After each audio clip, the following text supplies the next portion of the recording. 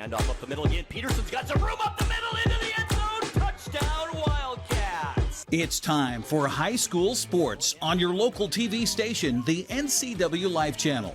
Today's broadcast is brought to you by Abby's Pizza, Dick's Heating and Air Conditioning, Global Car Care, Harvest Valley Pest Control, Highlander Golf Course and Grill, Les Schwab Tires, and Sangster Motors. Now, let's go to live coverage of high school sports on the NCWLIFE Channel, your local TV station. Panthers win the district championship. Good evening, football fans. Oh, boy, it's a Friday night, and you can feel something special in the air. Number one, no smoke. Thank goodness for that. Number two, it's the Bridge of Sportsmanship, the 19th version of this particular trophy that is here that will be in somebody's trophy case after tonight. Along with Paul Collard, I'm Eric Granstrom. We'll have your play-by-play tonight here as Eastmont hosts the Wenatchee Panthers. And strangely, Paul, both these teams are winless so far coming into this first Big Nine matchup of the season. Yeah, it's going to be a great game tonight. Both teams looking for their first win. The winner tonight will actually be in first place in league when the night's over. So wish both teams the best, and it's going to be a great game. Now, Paul Collard is in our Hall of Fame for the state of Washington for officials. He's a longtime football official, and he has a different perspective on things tonight. This is not only a big game for the players and a big game for the coaches and for the fans, it's a big game for officials, too. Correct. Officials, we love these kind of games. Big crowd, big intensity. Two good teams. It really doesn't matter if the teams are 1-9 or 9-1 or 0-2, quite frankly. Throw those records out for a rivalry game. This is going to be a great time. The officials get this game part of on their merit as well. They can handle a big game like this. The crowd's coming in, the band's coming in soon, cheerleaders, big crowd. Let's play football. Yeah, absolutely. And a nice cool night. It feels like September finally here in north central Washington. Now, one thing that has been a little strange for both of these teams so far this season, for Eastmont, it's been two close losses. They lost here at home, a game we broadcast here on the NCWLIFE Channel, 14-13 to Meade out of the Spokane area. And then last week they traveled to Timberline down in Lacey and fell in that game 14-13. You know that they want to get things going a little bit better tonight. Oh, definitely. So close, but yet so far away. It's still an L in the loss column. Who knows? Let's see what happens to Eastmont tonight. Wenatchee's struggling a little bit. Only scored 14 points so far this year, so let's see what happens. Which offensive line is going to take control? Whichever offensive line controls will probably be the winner at the end of the night. Yeah, we're going to talk to the coaches about that, where it's a battle at the line of scrimmage. That will mean a lot here on both sides of the football. We've got Michael Don going to join us on the pregame show, the head coach for Eastmont. He's had a good run here against Wenatchee. Since he's come to lead this program, he's only lost once, and that was the first year. They've won 6 times since against their Cross River rivals. Meanwhile, Scott Devereaux is not concentrating on the rivalry. He's not concentrating on an 0-2 record. He's just concentrating on playing some better football here tonight for the Wenatchee Panthers. It's Wenatchee, it's Eastmont, it's the Bridge of Sportsmanship, and we have a special announcement coming up next, as we do now every year. It's a tradition. We're going to have Tim from Les Schwab talk more about a toy drive coming up here as we continue with the pregame. It's the Bridge of Sportsmanship on the NCWLIFE Channel. Are you ready for some football? I am. Let's go.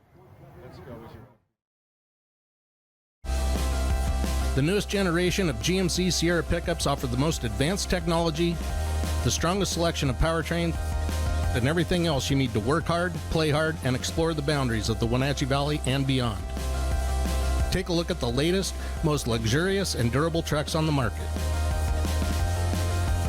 You will see why GMC is not your grandfather's pickup. You want to bet, kid? When your heating or cooling system is giving you trouble, call the diagnostic doctor from Dick's Heating and Air Conditioning.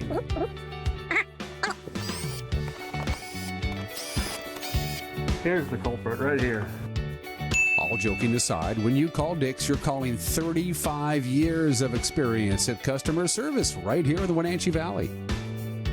Dick's strongly believes in repairing before replacing, and they service all major brands of HVAC units.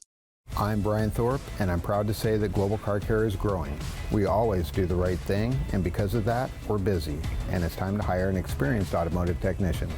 We spend as much time with our coworkers as we do our own family. I want them to understand they're not a number here. They're a person with a family, and I want them to be part of this family too. Do you want an owner that understands and respects what you do every day? I'm that guy. Our compensation is the best in the area. I want you to have your career with us. Hello, television family. Grab your cup of coffee each weekday morning and join me. I'm Dan Kuntz, the host of Wake Up Wenatchee Valley. It's Wake Up Wenatchee Valley. It's everything you need to start your day. We're live and we're local at 7 a.m. every weekday on the NCWLIFE Channel. News, weather, and sports. It's all here weekdays at 5, 6, and 10 on your local news source, the NCWLIFE Channel.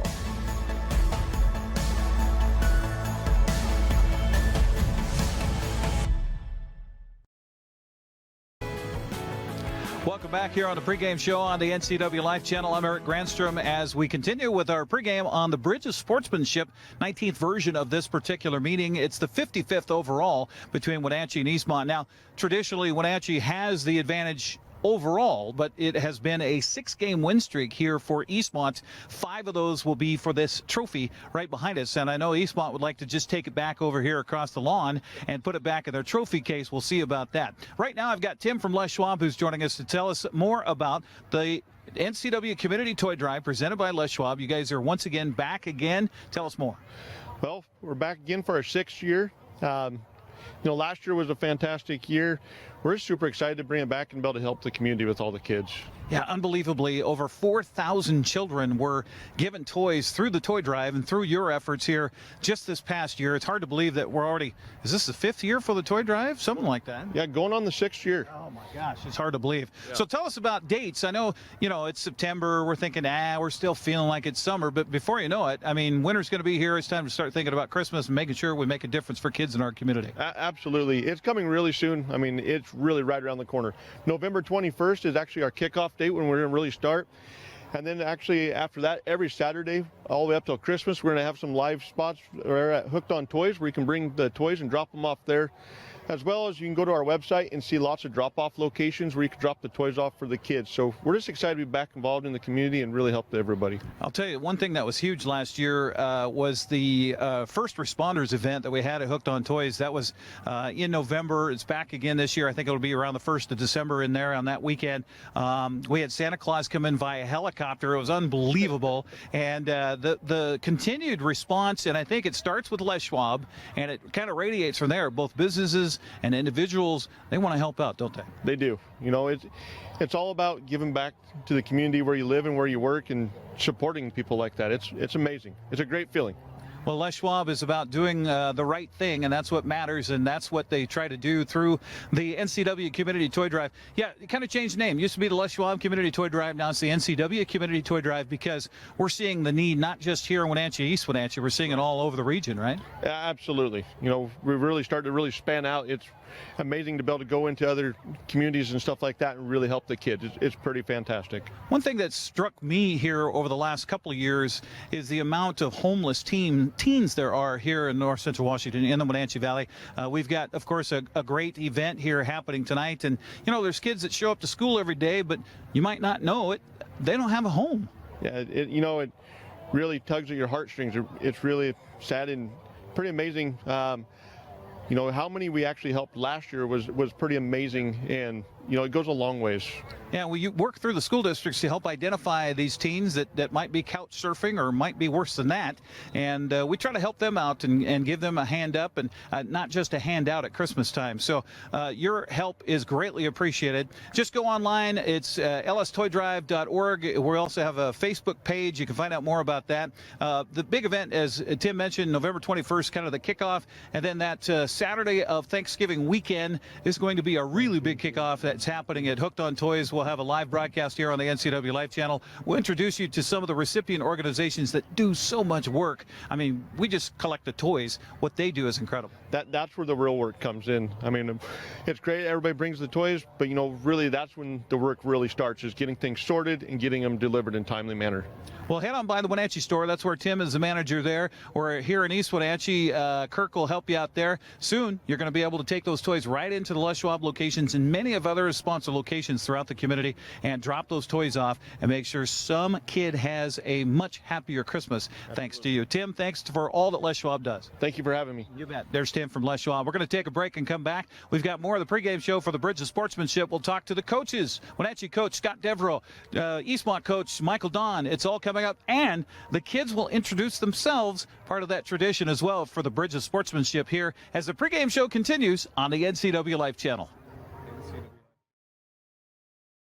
Hi, my car's making a funny noise. Not a problem. We'll take care of you. Global Car Care's technicians are ASE Master Techs and well-versed in the more refined methods of vehicular diagnostics. Number 3 piston and rings have a slight loss of compression, down to 108 pounds. Your transmission is slipping. You're gonna need a service. Looks like you all set. These guys? They're good. Oh, and your spare is flat. Global Car Care, Wenatchee's top shop. I believe we've been coming to Abby's for 56 years, isn't it? Yes, yeah. 56 years. Remembering all the events as a family and a community that we spent at Abby's. Excellent and delicious food at an affordable price. We're delighted that we live close enough to be able to be a frequent customer. And we are. And we are. In fact, we've got orders to bring home a giant pizza when we leave here tonight. Pregame show continues here on the NCWLIFE Channel, getting ready for the Bridge of Sportsmanship. Talking with Scott Devereaux, the head coach for the Wenatchee Panthers.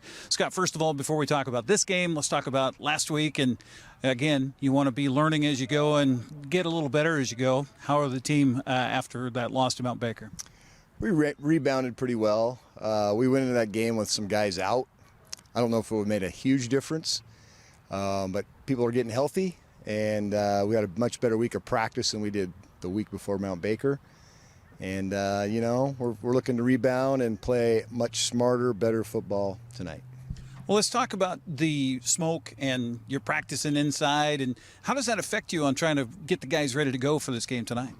It's no fun, that's for sure, especially in our gym because there's no air conditioning. So it's hotter in the gym than it is outside. It seems to be like nowadays every few weeks we get stuck in the gym early in the year. I mean, it's just the way it's been, and so try to make the most out of it. You can't tackle, you can't take guys to the floor, you got to be really safe, work on a lot of steps and fits and things like that. So it is what it is. Everybody in our region was doing it, so it's not like it was just a disadvantage for us. It was for everybody. Well, talk about this matchup and this rivalry. It's been a little while since you guys were able to get over the top of those guys across the river.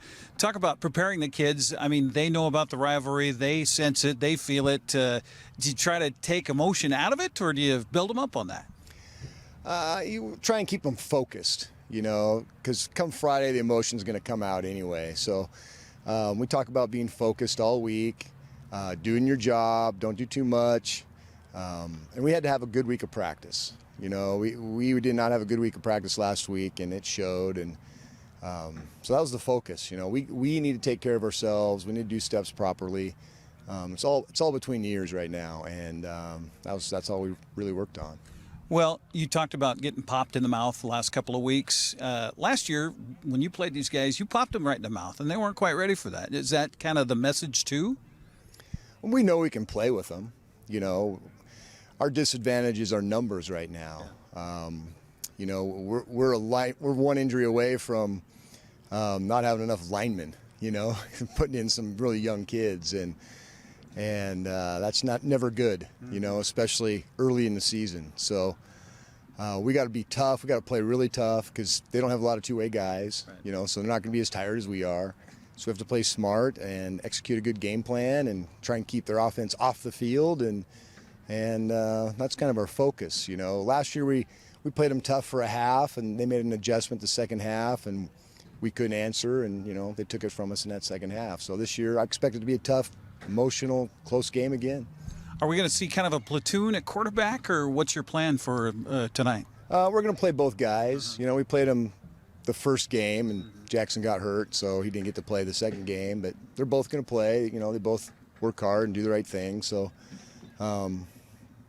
it's nothing against either one of them. They're kids that do good jobs, so they're both going to get in the game. Let's talk about one person that is a consistent for you, and that's Evan Burdan. You have to account for that guy, whether he's on the offensive line or defensive line for you.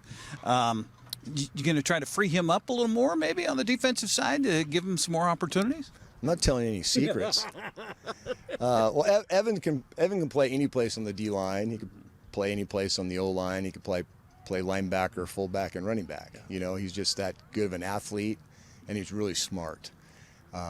But we move him around on the D line. You know, he'll be at nose sometimes and tackle at times, and so yeah, he'll be in different spots. Probably nothing that they're not prepared for.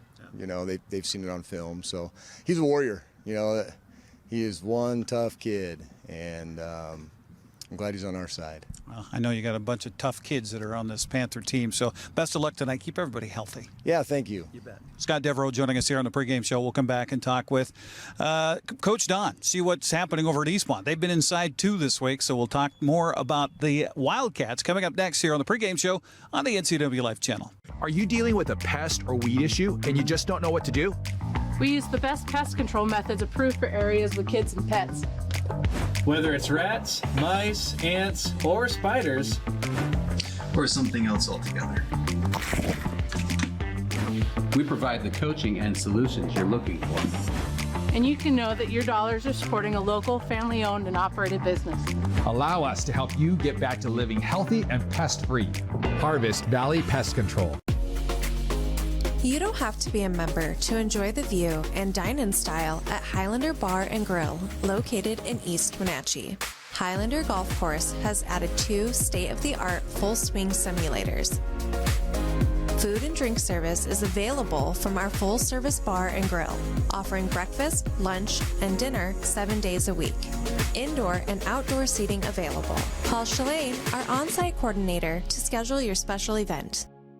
Pregame show continues here as we get ready for the Bridge of Sportsmanship between Eastmont and Wenatchee, talking with head coach Michael Don about the matchup tonight. It's been kind of an interesting couple weeks with practice inside and smoke and all that kind of stuff. How do you prepare for a game like this when you've got those circumstances? Well, both of us are in the same circumstances. We're both in the same area, so it's not like anybody's getting an advantage. But, our kids are pretty good at adapting. We just kind of made it work. Did little shifts into the gym with groups of guys. It's hard to fit 130 people in the gym, so we had shifts getting guys in and out of the gym between meetings on Tuesday and Monday, and then yesterday we were outside, and Thursday we're outside, and Friday we'll be outside again. Yeah. Good news there. Let's talk about this matchup. And you got a couple of tight games out of the box for you guys. 1 point loss, both the same score, 14-13. Are the kids progressing in your opinion? Yeah, we got better. I thought different position group didn't play as well this week, but we're getting better overall. We just got to kind of take that next step forward offensively. It's a lot of mental mistakes still, but it's kind of always been something that we struggled with early in the year offensively, and then we kind of get rolling as we get going. But this group will get it figured out. It's a really young group overall, but they're getting better every week, and we're excited to see what we do this week. You have had great success since you took over this program, winning 6 out of 7 of these matchups. You had that tough loss in the first season. You saw Wenatchee in that rivalry game. Do you think about that? Do you talk about that? Or is it just, hey, let's go out there and play a game? I think early on, we probably talked about it more. And then as we got going, we kind of stopped worrying about the rivalry piece of it. Obviously, it's there, so we don't need to talk about it because it's something the kids think about naturally. But we just kind of focus on trying to get better this week and make sure guys are focusing on what they have to do, not necessarily the matchup. And it's an easy game to get up for. We know they'll be up and excited. Their guys will be flying around. Last year, they punched us in the mouth in the first half, so we're not looking past or we're not looking through anything. We're focused on this week, these guys, and coming out and playing good football early. So what do you expect from them? They've kind of not had a lot of success so far in their early season. Their numbers are down, that type of thing. I kind of am anticipating them throwing the kitchen sink at you as far as gadgets and things like that. Yeah, they've always done a really good job of having stuff in their back pocket. I mean, a few years ago, I think they hit us with like 3 fake punts in one game. When J.J. Jelsing was a freshman, he running all over us doing that. And, they do a good job. They're well coached. They have a really good coaching staff. Defensively, I actually thought they played really well week 1 against Skyline and held Skyline, who's got 3, really good college football players as skill guys. They did a really good job against them, so we know what they're capable of. We got to get on them early and not, we got to get out and get physical quickly because they got some good kids and they're well coached, and this is going to be a battle. Well, you and I like to talk about the big uglies up front. You think this is where this game will be determined up front once again? Oh, absolutely. It comes down to up front, and they got some talented kids up front. And, they got some good D linemen who are, get after it and play with motor. Last year, Is that Burdan? Yes, Burdan. Yeah, because that was my next question. I was going to ask you about that guy like that, all-league performer. I mean, he is a beast. Do you concentrate? Do you say, okay, we got to make sure to get a body or 2 on this guy? No, we're going to do what we do, but we just got to understand how he plays. He plays fast, plays physical, plays with a great motor. He's one of the better motor guys I've seen as a coach. He's always flying around. You never see him slacking. Really enjoy watching him on film. They got some long levered kids in different spots, and we anticipate them to come punch us in the mouth and throw something at us that we haven't seen. Like last year, they showed up in bare front with 3 linebackers, and it took us a little bit to get used to that. Let's talk about Big 9. I mean, this is your first test in Big 9, and you have that goal still out there. I'm sure that means probably most is to get this win and get yourself in that position towards reaching those goals. Absolutely. You want to get after it every week. And, we went out and found some good non-league opponents this year. 2 of them were state participants, and Skyline was in the Week 10 crossovers, and they're in probably one of the best leagues in the state. So we went out and found 3 what we felt like were good opponents that would challenge us early. And, I think the biggest difference between this year and years past was that, we played teams not necessarily, obviously CV was the first one where we got a challenge and they were really good. But we played opponents, that we were able to get by with a lot of our mistakes and survive and sometimes come in with a false confidence that we were playing better than we were. This year we had 2 teams that did a great job of exposing where we were weak and what we're not doing well yet. And it's good for our kids. Sometimes you got to lose some in order to learn and grow. And I've been really impressed with our kids through the first 2 weeks of handling adversity where it's hard. We're not used to it. But they have learned and grown. And I actually thought it's brought the team closer together. Guys have been dialed in, had good practices even in gym. And we're excited to get going this week. Best of luck here tonight. Keep healthy. Appreciate it. Thank you. You bet. Michael Don joining us here on the pregame show. We'll come back and get you the starting lineups. The kids do it themselves on the NCWLIFE Channel. Get your body moving. Tune in for Vibrant Motion, featuring low-impact aerobics hosted by Connie Townsend. These workouts are great for all ages. Vibrant Motion brought to you by the Wenatchee Valley Senior Activities Center, weekdays on the NCWLIFE Channel. Connect with us on Networked as we introduce you to the people and organizations who are leading innovation in the region. Get inspired, engaged, and networked right here on the NCWLIFE Channel. I'm Brian Thorpe, and I'm proud to say that Global Car Care is growing. We always do the right thing, and because of that, we're busy, and it's time to hire an experienced automotive technician. We spend as much time with our coworkers as we do our own family. I want them to understand they're not a number here. They're a person with a family, and I want them to be part of this family too. Do you want an owner that understands and respects what you do every day? I'm that guy. Our compensation is the best in the area. I want you to have your career with us. I'm Mr. King, number 40, running back. I'm a senior, and I went to elementary school at Lee Elementary. Ernesto Villa, 64, right tackle, junior, Aztec Orchards. Lou Gale, number 15, quarterback, junior, the Grant Elementary. Jackson West, number 18, wide receiver, junior, the Cascade Elementary. Armando Frias, number 76, right tackle, junior, the Lee Elementary. Gon Gonzalez, number 74, senior, left tackle, the Grant Elementary. Andrew Swan, number 61, left guard, senior, John Newberry Elementary. My name is Damian Ariano, number 75, right guard, junior, from Michoacan. My name is Gunnar Peterson, number 28, running back, junior, Grant Elementary. Austin Ruffins, number 1, the best running back, senior, Cascade Elementary. My name is Dean, number 4, wide receiver, junior, Cascade Elementary. This is Mendyberger, 72, center, senior, Grant Elementary. Eddie Leon, number 10, I boot the football, junior, Rock Island Elementary. Jack Flugie, 25, junior, middle linebacker, Sunny Slope Elementary School. Name's Charlie Jorgensen, number 21, play outside linebacker, in 12th grade, Duke University.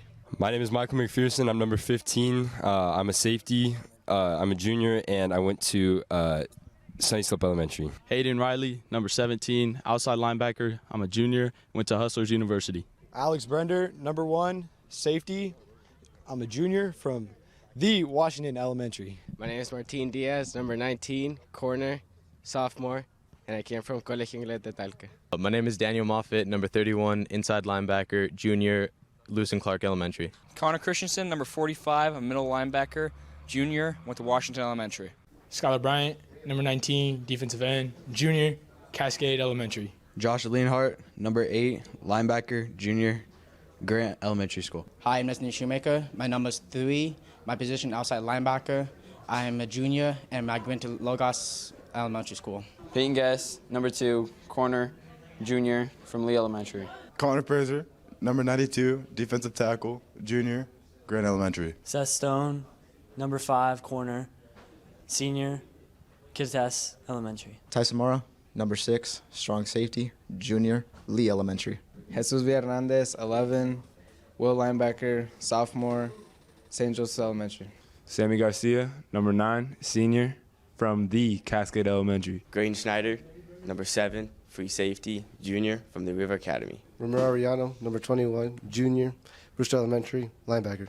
Ricardo Colunga, number 99, nose guard, sophomore, Sterling Intermediate School. My name is Colin Leonard, number 16, defensive end, senior, Shalom View Elementary. Alex Sanchez, number 10, kicker, senior, Mission View Elementary. Juan Rios, number 4, punter, running back, senior, Washington Elementary. Colby Hilt, number 72.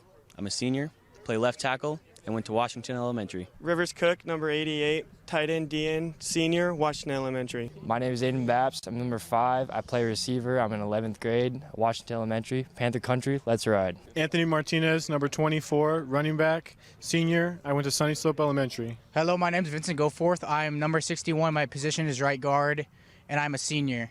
And I came from Washington Elementary. My name is Ethan Wirtz, number 7, defensive end, tight end. I'm a junior, Alcatraz Island. Jake Devereaux, number 8, quarterback, junior, Washington Elementary. Brody Payne, number 65. I play right tackle. I'm a senior in high school. I went to Washington Elementary. Mason Galvin, number 80, wide receiver. I'm a junior, Washington Elementary. My name is Caden Vile, number 11. I play wide receiver. I'm a senior, and I went to John Newberry Elementary. Evan Berdan, 54, nose guard, left guard, senior, St. Joe's Elementary. Isaac Davis, number 63, D-line and center, and I went to Classical Conversations. Thanks to Les Schwab Tires, I'm a confident backseat driver, but Mom's a little stressed about spending. Remember, deep breaths and watch your speed. Even though we're watching our wallets, Les Schwab is still watching out for our safety. So it's right here. Don't stress, just save up to $250 on select tires with financing at our Les Schwab Fall Tire Sale. Les Schwab Tires, doing the right thing since 1952. When you call Dick's Heating and Air Conditioning, you're calling on 35 plus years of experience in the Wenatchee Valley. Spending extra time in your home, you may have discovered an unwanted aroma. Stinky feet, pets, who knows what. Call Dick's today about installing their Train Clean Effects electronic air cleaner or a Rheem Halo ultraviolet air purifier. Either way, the air quality in your home will be improved. Proudly servicing all of North Central Washington, call 884-6444 today. We were in Roseburg in the early 80s. Our oldest son, Dan, was a defensive back, a starter on that team. They in fact, became Oregon State champions, setting the first undefeated 14-0 season in Oregon's history. And a lot of people were losing jobs. Friends had left the community. It was a hard time. That football team and companies like Abby's kept that place alive and the community spirit alive. That's legendary.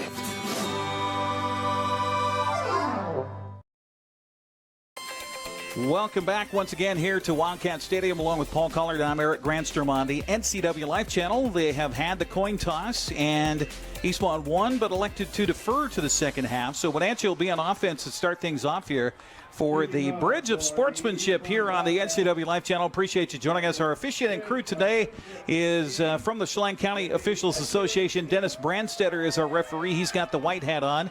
The umpire is Jeremy Wallace, the linesman Mike Wold, the line judge Kirk Lyons, and the back judge is Rob Tidd.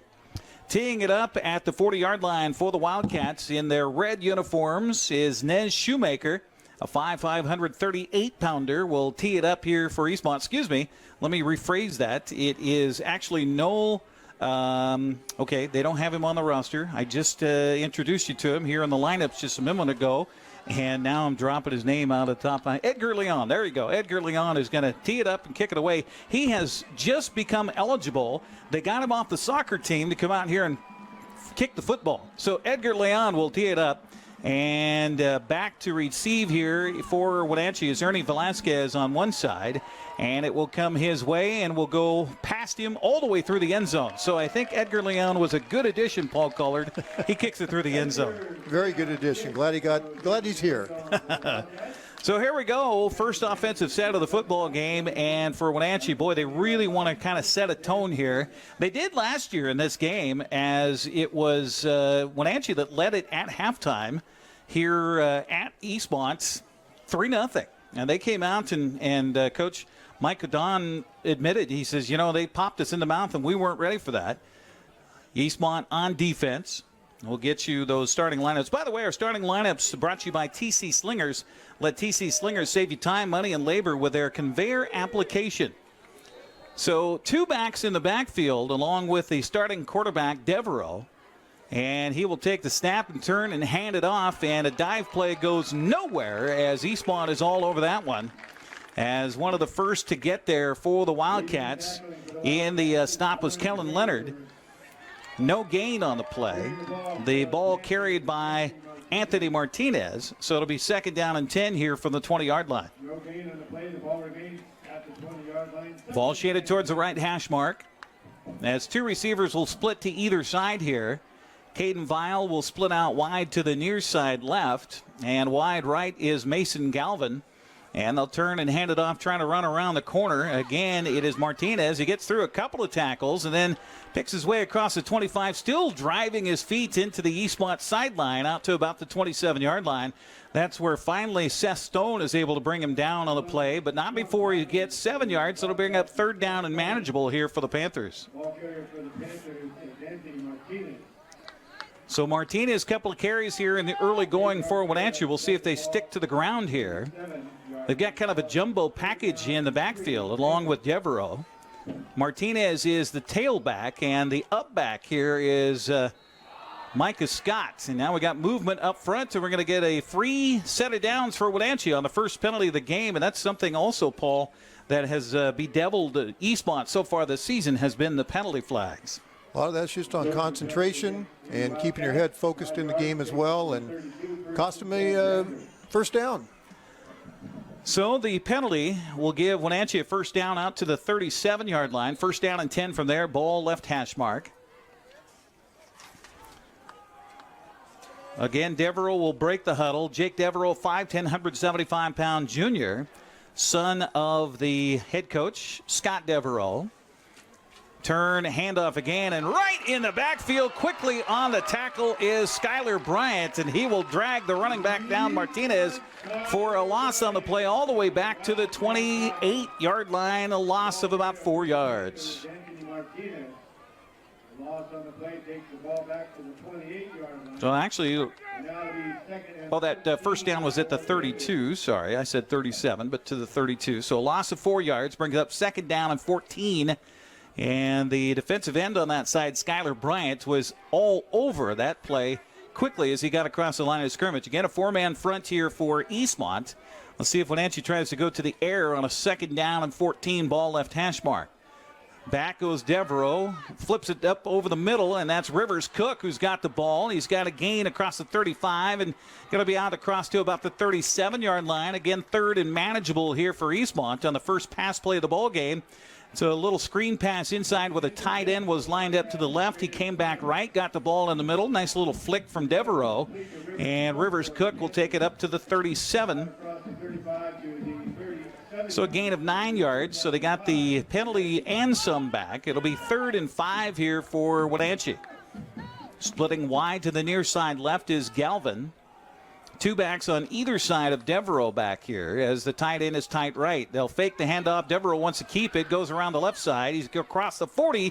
Going to be real close to the first down yardage. They're going to stop the clock and maybe take a look here. The tackle for Eastmont was finally made on the left side by Josh Leonard.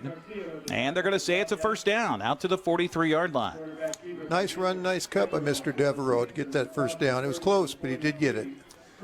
Devereaux kind of hid behind after he faked the handoff in the backfield. He kind of hid behind his big line of scrimmage and was able to get it left and get enough yardage for the first down. So another set of first downs here for Wenatchee. 1st and 10 from the 43 on the Panther side of the 50. Handoff Martinez. He's met immediately at the point of attack. Right there again is Josh Leonard. He is all over it tonight. The 5'6", 688-pound junior linebacker gets a good play. They're going to give him forward momentum across the 45 to the 46, so even a gain of 3 yards there.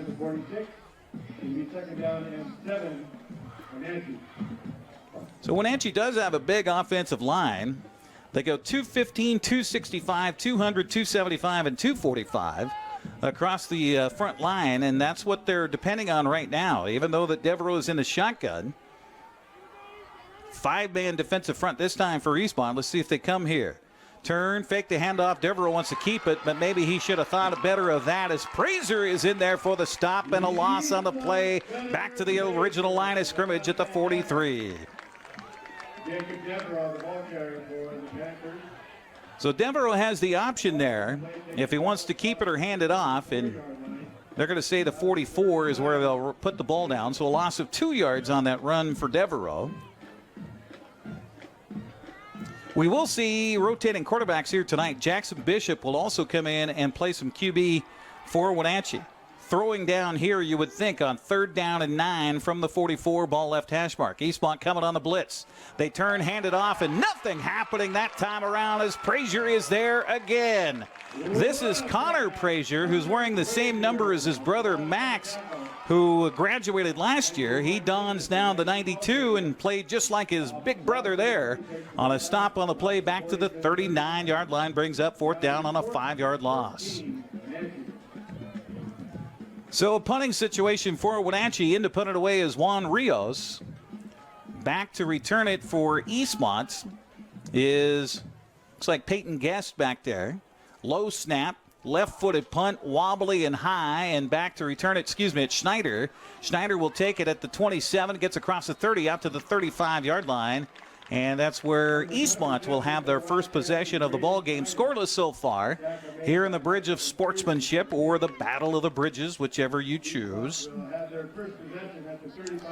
First quarter. Our broadcast, by the way, and our starting lineups. Let me mention that again. TC Slingers, call for your free estimate today at 509-885-2269. TC Slingers and Wenatchee, your landscape placement company. Well, a couple of first downs, one of which by a penalty for Wenatchee in their first possession of the game. And now Eastmont's first chance to go on offense here in this Bridge of Sportsmanship. A little flex on the offensive side. The left wing went right and then comes back. That's King. They're going to hand it to the second man through, and not much happening inside this time, as the carry was by Gunnar Peterson. Not much for Peterson there. No, they'll give him 3. as Eastmont began this series at its own 35-yard line out to the 38 on the first down. Excuse me, first down play. So 2nd down and 7 coming up for the Wildcats here. Again, it's Luke Gale at quarterback. Number 15 on his chest. Eastmont with new uniforms. They got the numbers on the sleeves as well. Handoff to King around the right side. Big hole, look out to the 50. He's got one man to beat, and nobody's going to catch Kobe King. He's going to take it for the touchdown for Eastmont. The first score of the Bridge of Sportsmanship is 62 yards.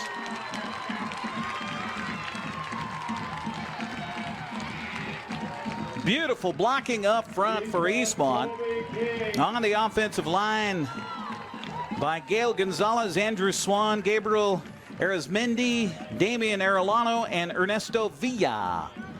That was a huge hole for Colby King to run through, and look out, he's one of the fastest in the Big Nine in track, and he showed it right there. 62-yard touchdown run, and now the extra points coming up for Eastmont.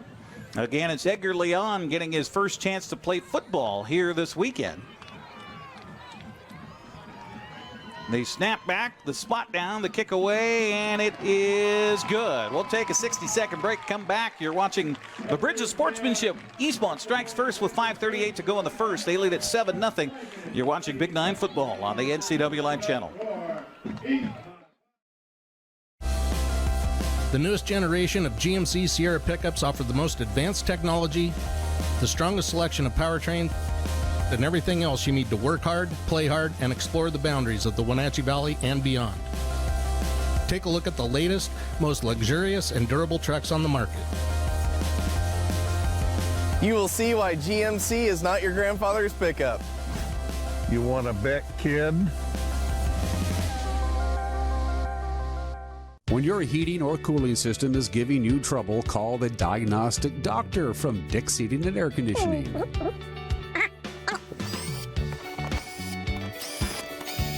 Here's the culprit right here. All joking aside, when you call Dick's, you're calling 35 years of experience at customer service right here in the Wenatchee Valley. Dick's strongly believes in repairing before replacing, and they service all major brands of HVAC units.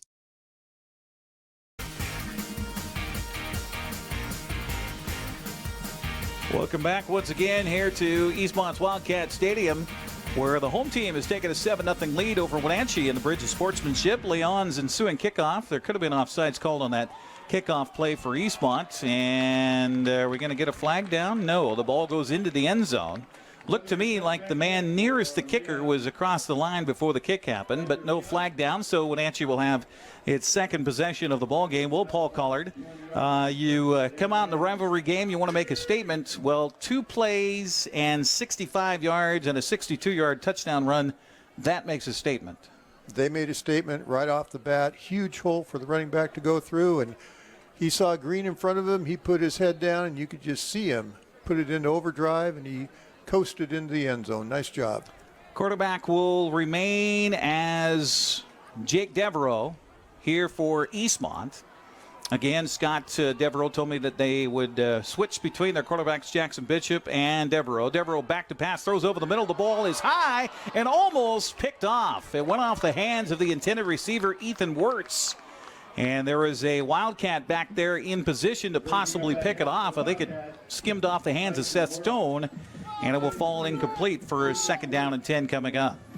A little bit behind little bit behind him. Good throw. He could have got that. Intended receiver there. Luckily, it wasn't picked off, too. Yeah, absolutely. Wenatchee's had its struggles trying to pass the football this season. Caden Vial will split out wide right. They're going to look his way, but then hand it off to Martinez. And there's not a lot of room inside. He's lucky if he gets back to the line of scrimmages. That is it. As Eastmont doing a good job of stacking things up inside. Kellen Leonard again on the stop for the Wildcats. It'll bring up 3rd down and 10. That long run gave the defense some momentum right now. They're playing hungry. They want the ball back. Well, I'll tell you, and Prazer inside. Connor Prazer, 6'3", 232, and he is just looming presence there as a defensive tackle inside. Next to him on his left is Ricky Kalunga, the nose guard. Devereaux staring at a 3rd and 10 here. Back to pass again, looks right, throws right, up the far sideline. The ball is, we're going to get a flag down. He caught it over the top of the helmet of the defender. What a play out there by Mason Galvin. And there was pass interference besides. I'm sure they'll take the play because that's more than the penalty yardage would have been. The gain was to the 46. Kind of a back shoulder throw there. And the pass interference will be waved off here against the defense. Coverage over there was by Peyton Guest. And Guest never turned around to look for the football. Of course, that's something we should mention in high school football. You don't have to. Right. It was a great catch, though, too. He turned around and falling backwards, and he caught it. Great catch. Reached up over the top of the helmet of the defender and came down with the football. First down and 10 for Wenatchee. At its own 46-yard line, ball right hash mark. Again, Martinez is the tailback here. They'll turn and kind of pitch it to him. He's got a room across midfield. Look out to the 40, 35, 30. Up the far sideline he goes and finally knocked out of bounds inside the 25.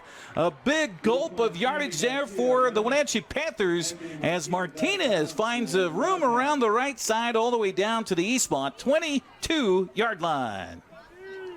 In the Eastmont territory down to the 22-yard line. First and 10 Wenatchee.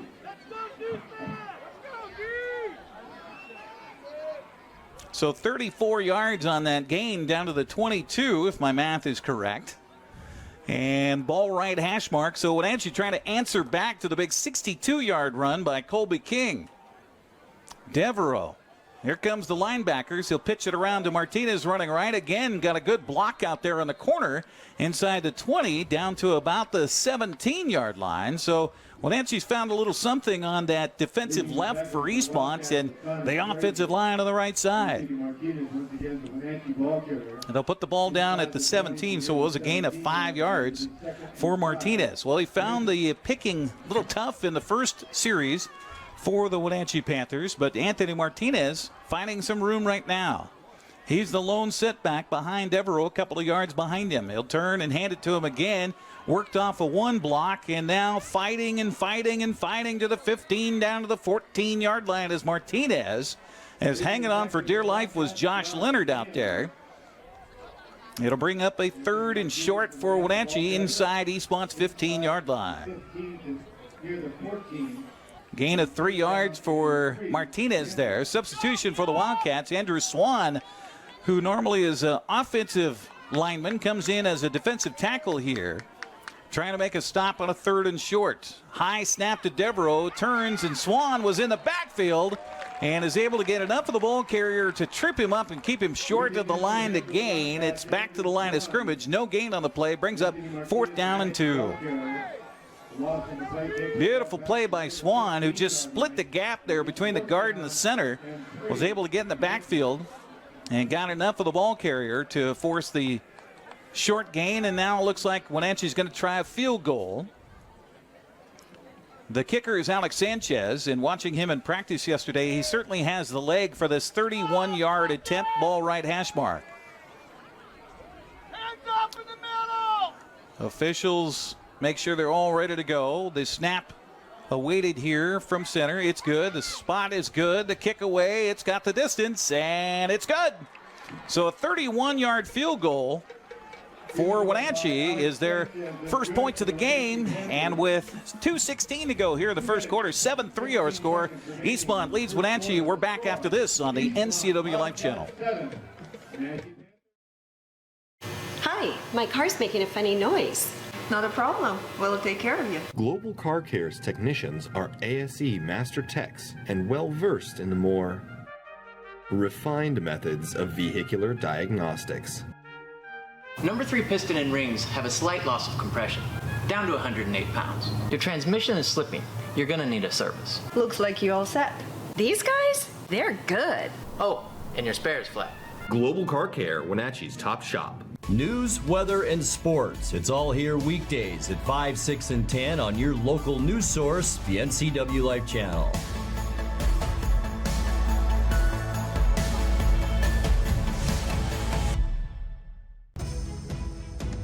Hello, Hello, television family. Grab your cup of coffee each weekday morning and join me. I'm Dan Kuntz, the host of Wake Up Wenatchee Valley. It's Wake Up Wenatchee Valley. It's everything you need to start your day. We're live and we're local at 7 a.m. every weekday on the NCWLIFE Channel. Well, the drive for Wenatchee goes 8 plays and 66 yards. The 31-yard field goal by Alex Sanchez brings it to a 7-3 ball game with 2:16 to go here in the first quarter of play. Nice counter, nice answer for Wenatchee after Eastmont scored on just 2 plays. The kick by Sanchez will be squirreling down to Colby King at the 14-yard line across the 20 on the return, waiting for his blockers, has a few, trying to bounce it outside, spins away from a man across the 35 out to the 38-yard line. Good return for Colby King. Colby King and that kickoff. Excellent return. He broke a few blocks along the way.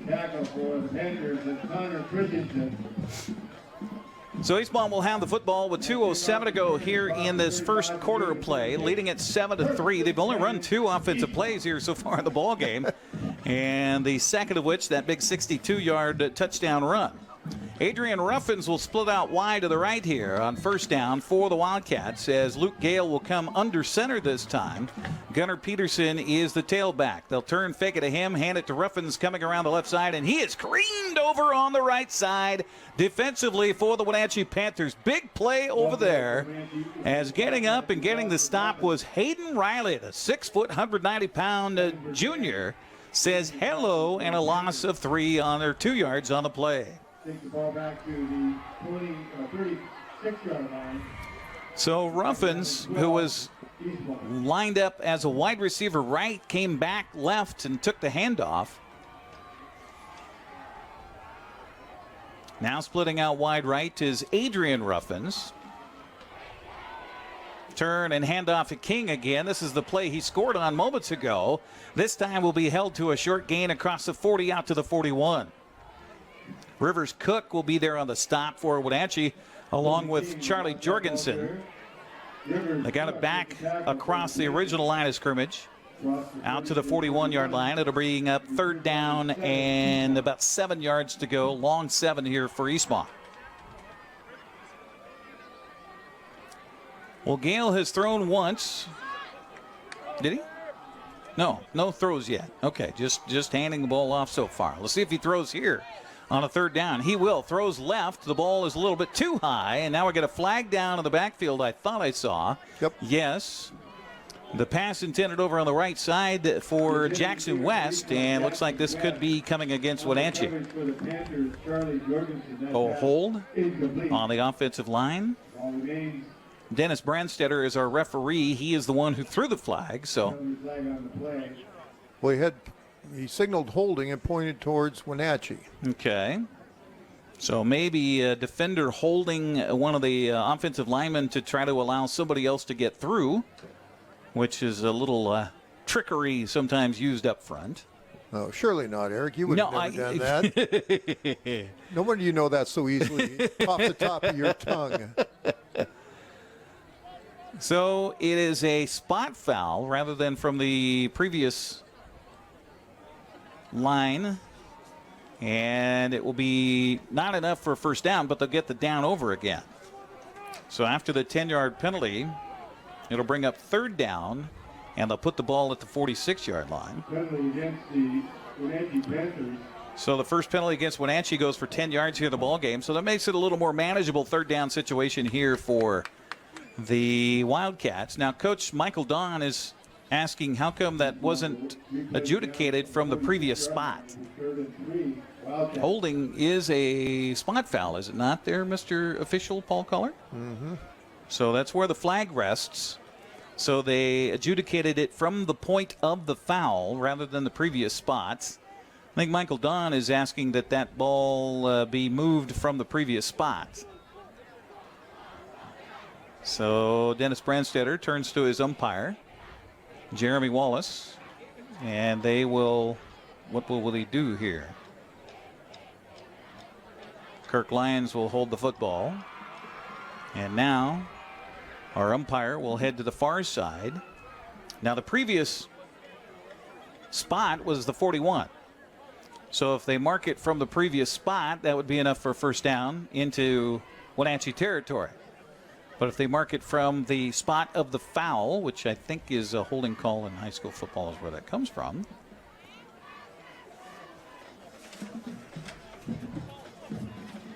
Paul Collard quickly rummaging through his paperwork here to find his rule book. So they want to make sure they get it right, and that's good by the officials here to talk it over. And it's been so long ago that I was an official that things may have changed since then. But I believe holding is a spot foul, not a previous spot foul. So Brandstetter, though, is saying that they're going to mark it from the previous spot. So if they go 10 yards from there, that'll put it across the midfield stripe, and that'll be enough for a first down. Yep, that's what they're doing. So Michael Dawn wins his argument, and it will be a first down at the Wenatchee 49 after the 10-yard penalty. It was going to be 10 yards no matter what. It's just a matter of where they adjudicated the foul from. So first down for Eastmont on the Wenatchee side of midfield. Turn handoff Gunnar Peterson, and he is just kind of stumbling his way forward behind his big offensive line and is able to get 8-9 yards on first down. Gunnar Peterson, the ball carrier. They'll put the ball down at the 42 of Wenatchee, so a gain of 6 yards or 7 yards on first down. Brings up second down and 3. Peterson has had his second carry of the game so far for 11 yards. This quarter's almost over, 5 seconds. Probably going to be the end of it here. And an entertaining one, and it went by pretty quickly. You're going to have two teams that like to run the football, so this game could go quickly here tonight. That's going to be the end of one quarter. And in our first frame of the Bridge of Sportsmanship, it's Eastmont leading Wenatchee 7-3. We're back after the 60-second timeout. You're watching Big 9 football on the NCWLIFE Channel. Are you dealing with a pest or weed issue and you just don't know what to do? We use the best pest control methods approved for areas with kids and pets. Whether it's rats, mice, ants, or spiders, or something else altogether. We provide the coaching and solutions you're looking for. And you can know that your dollars are supporting a local, family-owned and operated business. Allow us to help you get back to living healthy and pest-free. Harvest Valley Pest Control. Thanks to Les Schwab Tires, I'm a confident backseat driver, but Mom's a little stressed about spending. Remember, deep breaths and watch your speed. Even though we're watching our wallets, Les Schwab is still watching out for our safety. So it's right here. Don't stress, just save up to $250 on select tires with financing at our Les Schwab Fall Tire Sale. Les Schwab Tires, doing the right thing since 1952. Our broadcast here on the NCWLIFE Channel tonight brought to you in part by Abby's Pizza. For more than 50 years, Abby's has proudly served the Northwest with toppings to the edge. 100% real cheese and freshly rolled dough. Make it an Abby's Pizza tonight. Well, Paul Collard and I were talking about that penalty on the defense. When it's a defensive foul, it would go from the previous spot. So they did adjudicate that correctly. Gale back to pass on the first play of the second quarter, and it's going to go for a touchdown on the throw over the middle to Kobe King. King lined up as a slot back on the left, little crossing pattern, and Gale hit him in stride. Defender was there, couldn't drop the ball away, and King is able to collect it for a 42-yard touchdown pass.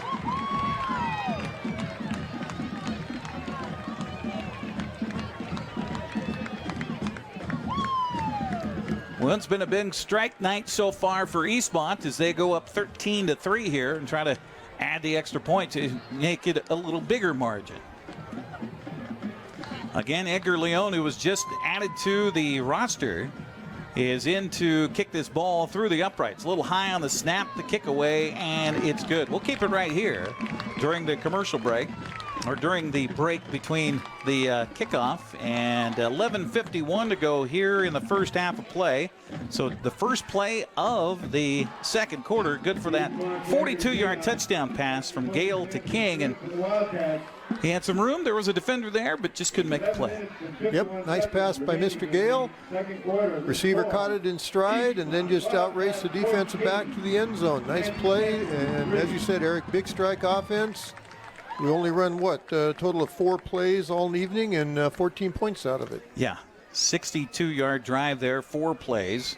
And it ran a total of 2 minutes and 16 seconds off the clock. So 14-3 our score here. We have an extended halftime coming up, by the way, as they induct several new members into the Eastmont Hall of Fame coming up at halftime. We also have a presentation from the band at half as well, so be sure and hang around for that. Our broadcast tonight brought to you by Global Car Care. ASC certified technicians will take good care of your vehicle, whether you need general maintenance or have a European specialty car. You can count on Global to keep you on the road. Again, Edgar Leon has it teed up at the 40-yard line. And literally, folks, he's just getting used to wearing a helmet. He's never played football before. They got him off the soccer team to come out here and help kick. And boy, can he. Kickoff here is a high end-over-end kick. This time going to be returnable.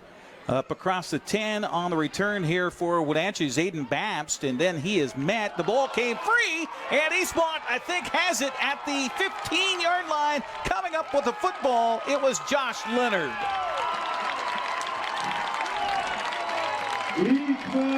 Somebody needs to tell our kicker that he's too valuable. He was one of the first people downfield, and he was taking blocks on and everything else. So a fumble by Babst on the return and recovered by Eastmont's Josh Leonard. So a huge play. And you always look at these rivalry games and you think, okay, well, turnovers can make a huge difference, and this is big-time momentum here for Eastmont as they'll have it first down from the 15 of Wenatchee with 11:42 to go. So the offense was out there, and now they're out there again looking for more. Gunnar Peterson is the tailback. He'll get the fake handoff, and then they'll hand it to Ruffins. Ruffins around the left side, picks his way ahead for about 2-3 yards before he's knocked down on the play by Charlie Jorgensen.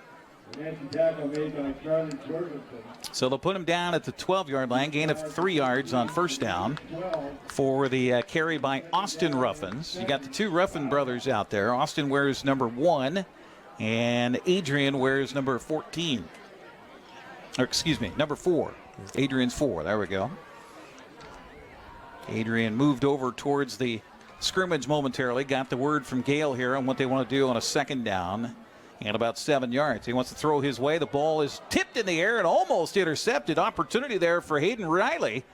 He stepped back in the passing pattern, and they were trying to throw it to Ruffin's way. But in the way was Riley. Knocks the ball down, brings up third down.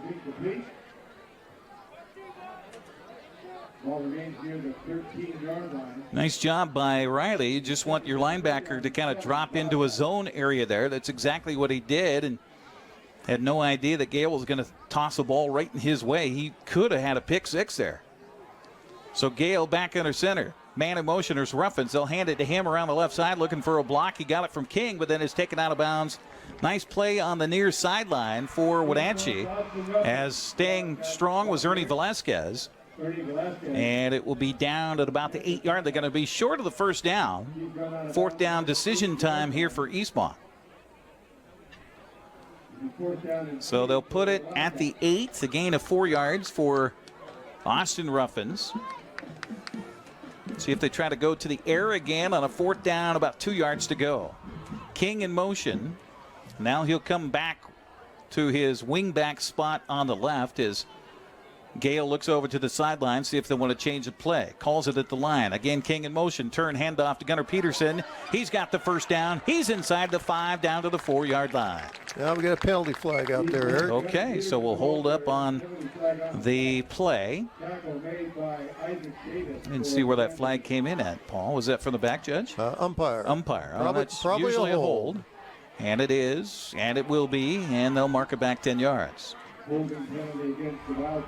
So that'll be the second penalty of the night here against Eastmont. That's a costly one, as they had enough for the first down, but now you wonder, did they have enough for the first down because of the benefit of the hold? So Edgar Leon will try his first field goal of his life. He's used to a round ball. He'll kick the oblong ball here, and they'll put it down at the 25. So a 35-yard field goal attempt. I watched him in practice yesterday, and he definitely has the leg to be able to kick this one.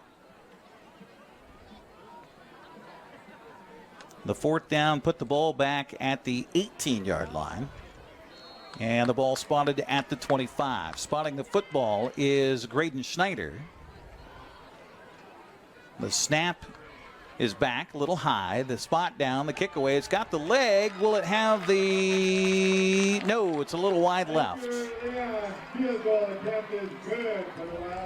No, the PA announcer has that incorrect. It was no good, wide left.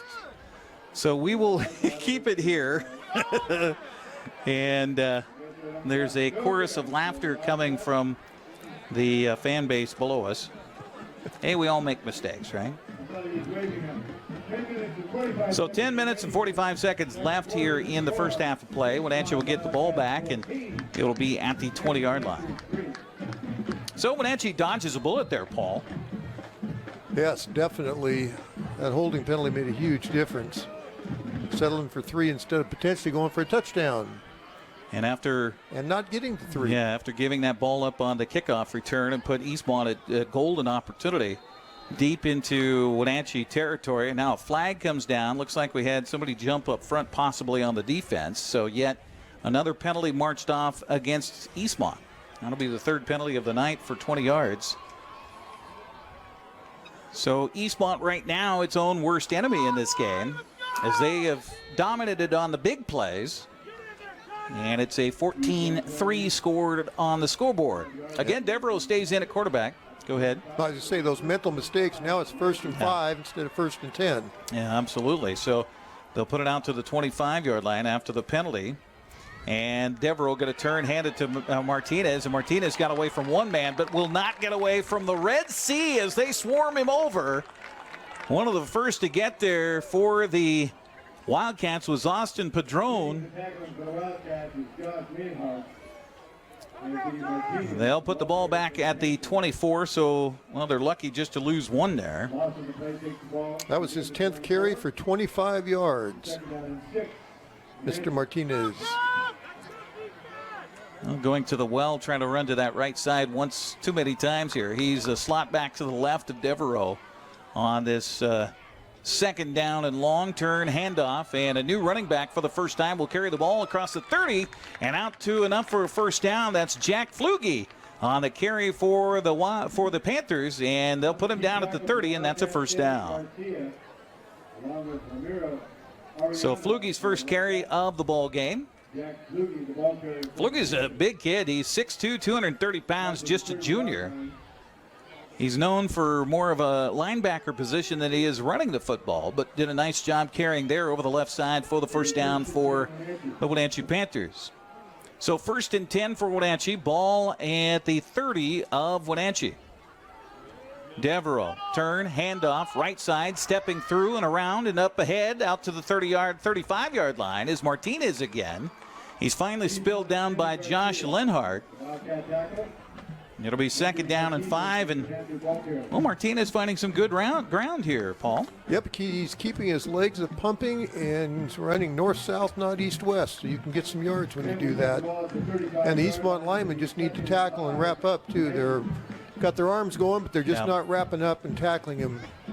Two receivers will split out wide to the right here. It's Mason Galvin, who had an excellent catch earlier in this ball game, split out alongside of Caden Vial on a 2nd down and 5. Again, handoff is a dive play right side, and not much happening there, as we had a little skirmish here on the near sideline between the receiver and the cornerback.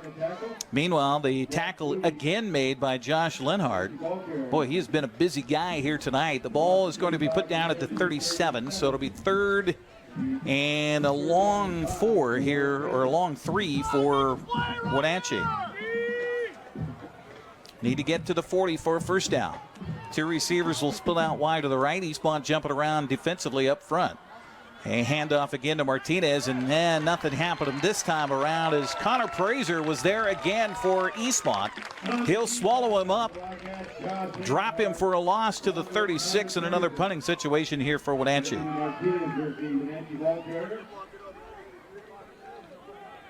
That play just didn't look good from the get-go. It did not. In the punt will be Juan Rios for Wenatchee. He'll stand at his own 23-yard line. Meanwhile, back to receive the punt is Graydon Schneider, the 5'11", 168-pound junior for Eastmont. Eastmont should get pretty decent field position here. End-over-end punt will bounce at the 35, take a Wenatchee bounce inside the 30, and then finally come to a rest at the 27-yard line.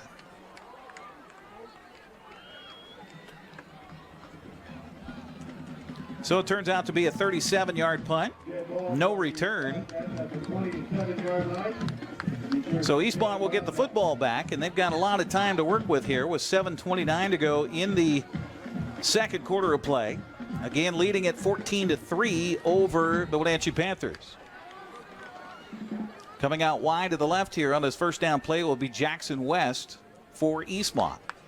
Gale sends King in motion, fakes the handoff, back to pass, looking downfield, throwing deep, and coming open. The ball is caught by Ruffins. Ruffins running away. Ruffins into the end zone. Touchdown, Eastmont on the first play of the series from 73 yards.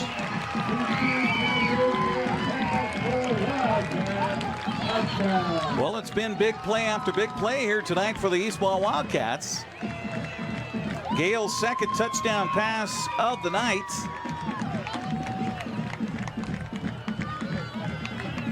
Earlier, he found Colby King on a big touchdown play from 42 yards. This time from 70, did I say 77 yards? From the 23, so yeah. Edgar Leon waiting to add the extra point. So just one play and 77 yards on the touchdown. Leon, as the defense jumped off sides, no flag down, the kick away, and it splits the uprights. It's good. We'll take a 60-second break and come back with 7:17 to go here in the half. Eastmont up 21-3 over Wenatchee on the NCWLIFE Channel. The newest generation of GMC Sierra pickups offer the most advanced technology, the strongest selection of powertrain, and everything else you need to work hard, play hard, and explore the boundaries of the Wenatchee Valley and beyond. Take a look at the latest, most luxurious and durable trucks on the market. You will see why GMC is not your grandfather's pickup. You want to bet, kid? I believe we've been coming to Abby's for 56 years, isn't it? Yes, yeah. 56 years. Remembering all the events as a family and a community that we spent at Abby's. Excellent and delicious food at an affordable price. We're delighted that we live close enough to be able to be a frequent customer. And we are. And we are. In fact, we've got orders to bring home a giant pizza when we leave here tonight.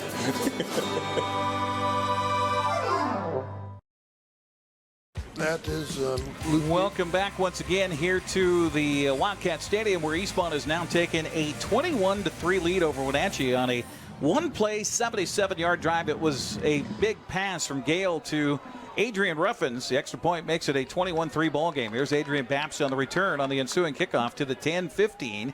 He fumbled last time he had the ball. This time he hangs on to it tightly and will be putting Wenatchee in kind of a difficult situation here. First down at their own 16-yard line. What were you saying as we came back, Paul? I was just saying Luke Gale has a 57-yard completion average.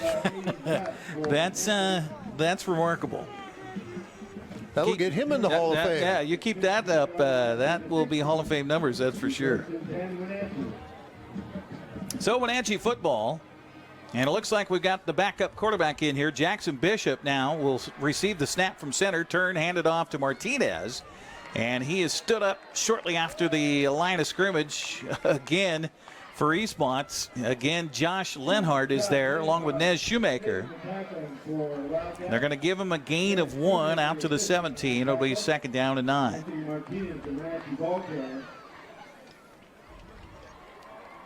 Splitting out wide right here is Caden Vial. On a 2nd and 9 here for Jackson Bishop in at quarterback now for Wenatchee. Turn, fakes the handoff, throwing down over the middle. The ball is caught wide open. Was Ethan Wirtz. And a big gain across the 30 out to about the 33-yard line. And just a little pitch and catch. Easy play for the tall quarterback who's 6'5". So they'll put it out at the 34-yard line. So a gain of 17 yards on the pass play. First of the ball game for Jackson Bishop. So Bishop is one of 2 in the backfield right now. He'll turn and hand it off, or will he keep it? No, he will hand it off at a gain across the left side out to about the 40 is Flugie. I think that was 25 carrying the ball. Yeah, that's Jack Flugie. And they will give him a gain. They'll put it down at the edge of the 40-yard line. So a gain of 6 yards on that first down play. So, Paul, Wenatchee's been able to move the football. It's just being able to move it consistently for one series of downs after another. Yep. Problem is the Eastmont offense is not getting tired. Yeah. They've only been out there a few plays and 21 points. Yeah. Let's see. Eastmont, 2 plays, 4 plays, and 1 play. Yeah. 2 receivers wide to the near side right here for Bishop. He'll turn, hand it off to Martinez, and had an arm from a Wildcat draped around him just after he got the handoff. As Skylar Bryant was in there quickly for the Wildcats, is able to get positive yardage. They're going to put him down at the 42-yard line. So a gain of 2 yards. Brings up 3rd down and a long 2. They need to get to the 44 for a first down. Appreciate you joining us here on the NCWLIFE Channel for our live coverage of the Bridge of Sportsmanship, or as fans would still prefer to call it, the Battle of the Bridges. Bishop gets the snap from center. Oh my, big penetration for Alan Swan. Met the running back just as he got the handoff. Nothing happening as Swan swallows him up, and a loss on the play. Anthony Martinez just had nowhere to go because Alan Swan was sitting right in his lap. Andrew Swan, I should say. Alan's the dad. I know Alan. Happy fishing, my friend. So a 4th down coming up. They'll put the ball at the 39, so a loss of 3 yards on that play. And another punting situation here for the Panthers. Juan Rios back in to punt the ball away. And back to return is Schneider. Good pass from center. High spiraling kick. Nice kick here. Schneider didn't call a fair catch. Will get the ball and then be slung to the ground. Downfield was Martin Diaz with good coverage. They'll spin him down at the 25-yard line, and that's where Eastmont will begin its next drive. Although with these big plays, it doesn't seem to matter where Eastmont is on the field, Paul. Yeah, I was just going to ask you, what's the over-under on this one? 3? So Eastmont has the ball back here with 3:59 to go. I'd like to make this announcement tonight where you will be announcing the Hall of Fame inductees for 2000. After the punt. So if you're one of the 5 inductees, please make your way down to the track at this time. The 45-yard punt, by the way. Back to pass goes Gale, hungry for more. He's got a receiver, and he's got a catch up the far sideline. Right there, Austin Ruffins collects it in. And an easy pitch and catch again for Eastmont, all the way ahead to the 47 of Wenatchee. 28 yards on that pass play. That's not quite up to his average. No, I know. That hurt him. Now he's at 5 completions for 142 yards. Wow. Or 3 completions. 5 attempts. Not a bad average. That's not bad. So first down for Eastmont at the Wenatchee 47-yard line. Both teams have all 3 timeouts if anybody chooses to use them. Clock winds with 3:53 to go. He went out of bounds, so it stopped the clock. Again, handoff this time. It's Ruffins again. Ruffins picking his way. He's to the 25, to the 10, to the 5, into the end zone. Touchdown Eastmont as they blow it open on a big hole around the left side for Austin Ruffins. He collects a pass on one sideline and then rambles for 47 yards on the other sideline. And he just outran the DBs of Wenatchee. What was the over-under we just said, Eric? Yeah, no kidding. Edgar Leon will come in to try to tack on the extra point here for Eastmont. Well, I guess the good news for Wenatchee, they got time and timeouts trying to make something happen offensively. Extra point is on the way, and it's good. We'll take a 60-second break and come back with 3:43 to go in the half. Eastmont now up 28-3 over Wenatchee during the Bridge of Sportsmanship on the NCWLIFE Channel.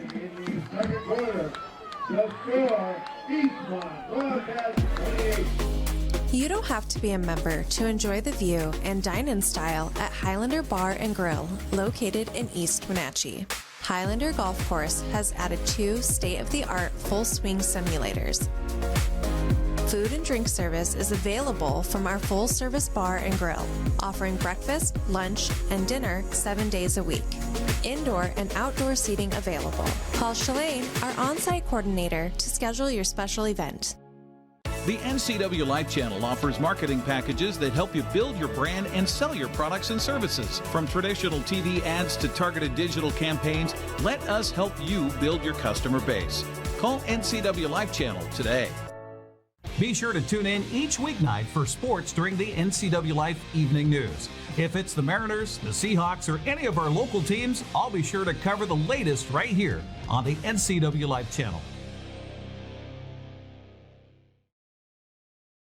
So Eastmont's drive, 2 plays, 75 yards, 16 seconds off the clock. Austin Ruffins with a 47-yard touchdown run after he collected a big pass play that took him to the Wenatchee 47-yard line. It's 28-3 with 3:43 to go here in the first half. Leon's ensuing kickoff, high end over end, will come down to Bapst again at about the 6. Bapst trying to come back left to the 10, and that's where he runs into a lot of trouble and is tripped up and dropped at about the 17-yard line. Well, Wenatchee's, again, their offense hasn't been bad tonight. It's just a little bit of consistency. They'll get a first down, they'll maybe get 2 first downs, and then the drive stalls, and maybe a couple of tackles by Eastmont's defensive line in the backfield. And suddenly you're extending the sticks and having a tough time with it. So 18-yard line as well to mark the ball. Wenatchee with the football. They've got 3 timeouts, and they've got 3:38 to go here in the first half. Yeah, Wenatchee just needs to come out, get a first down, get something established, and just that first down here and get things going again. Galvin splits out wide to the left here for, looks like Jackson Bishop still in the game, or is it Devereaux back in there? No, it's Bishop. We got a flag down, though, just as the ball was snapped. So we'll see. It seemed like they took a long time to get that ball snapped. See if it's a delay of game or maybe movement on the offensive line. It is, yes, illegal motion against the offense. So that's the second penalty of the game here for Wenatchee. 2 penalties, 15 yards for Wenatchee, 3 penalties, 20 yards for Eastmont. So they'll put it back at the 13-yard line. So something Wenatchee can't afford is a mistake like that where they get behind the sticks. So that's the case here again. 2 receivers wide left here for Bishop. He'll turn and hand it off to Martinez. Thought he had a hole for a moment, but then it quickly disappears as Jesus Villa is in there for the Wildcats.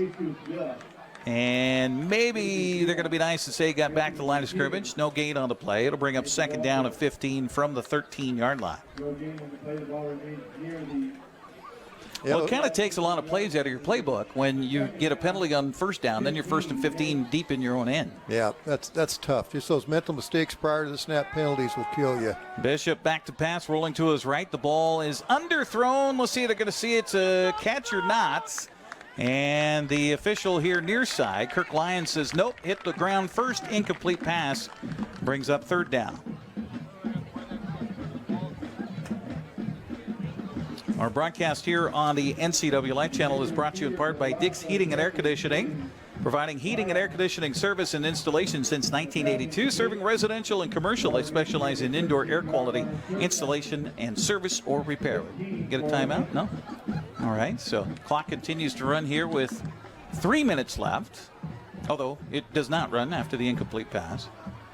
Back to pass goes Bishop again, throwing over the middle. The ball is caught. The receiver open, gets a first down to the 30-yard line. Beautiful pitch and catch there for Wenatchee. Aiden Babst on the catch. Gain of 17 yards out to the 30-yard line on the pass play. Well, Bishop doesn't waste any time, Paul. When he gets back and hits that back foot, boy, he is delivering the football somewhere. Yeah, good snap to his wrist, and he found his receiver, and he got it to him quick. Trips to the right, going to go to the lone running, or the wide receiver on the far side. Again, a flag comes down, and we're going to get pass interference again here for the ball on the far side. It was intended over there for Mason Galvin. The coverage was by Peyton Guest, and I think they're going to get Guest for his second pass interference of the game. This one will be accepted because the ball was incomplete. So a costly penalty against Eastmont here. 15 yards on that one will give them 35 yards in penalties on the night.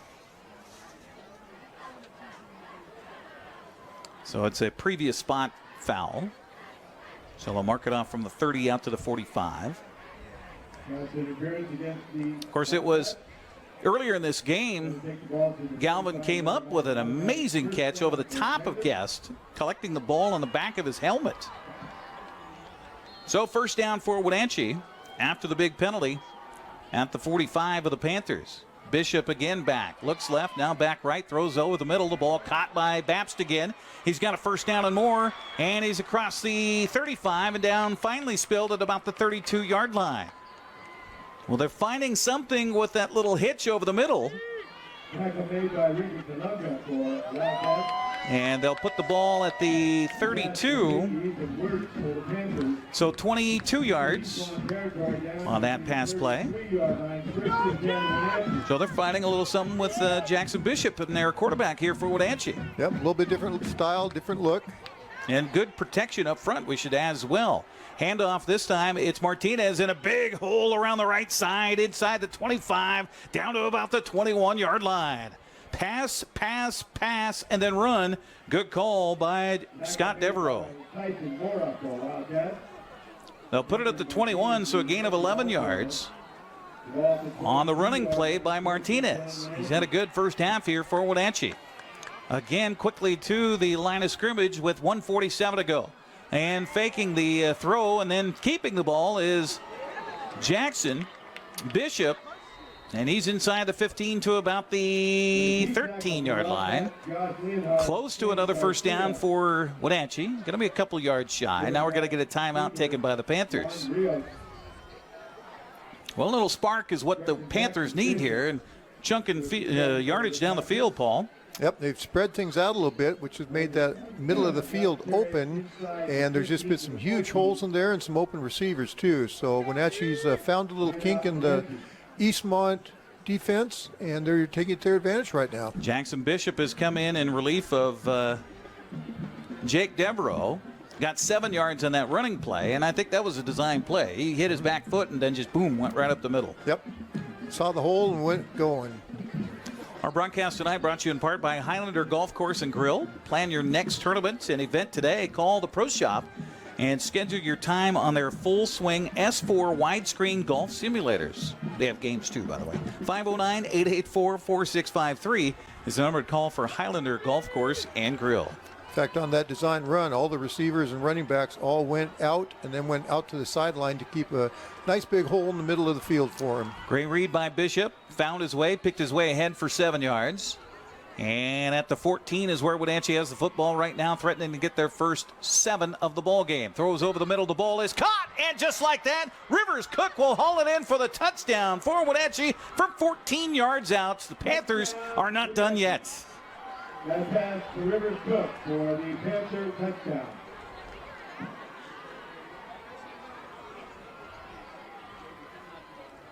Oh, a nice quick 4 completions for 88 yards, too, for Jackson Bishop. What a drive for Wenatchee.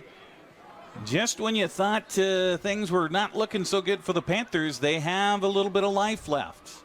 Snap back on the extra point, the kick away by Sanchez, and it is good We'll take a 60-second break and come back. 1:33 to go here in the half. 28-10 is our score. Eastmont on top of Wenatchee in the Bridge of Sportsmanship on the NCWLIFE Channel.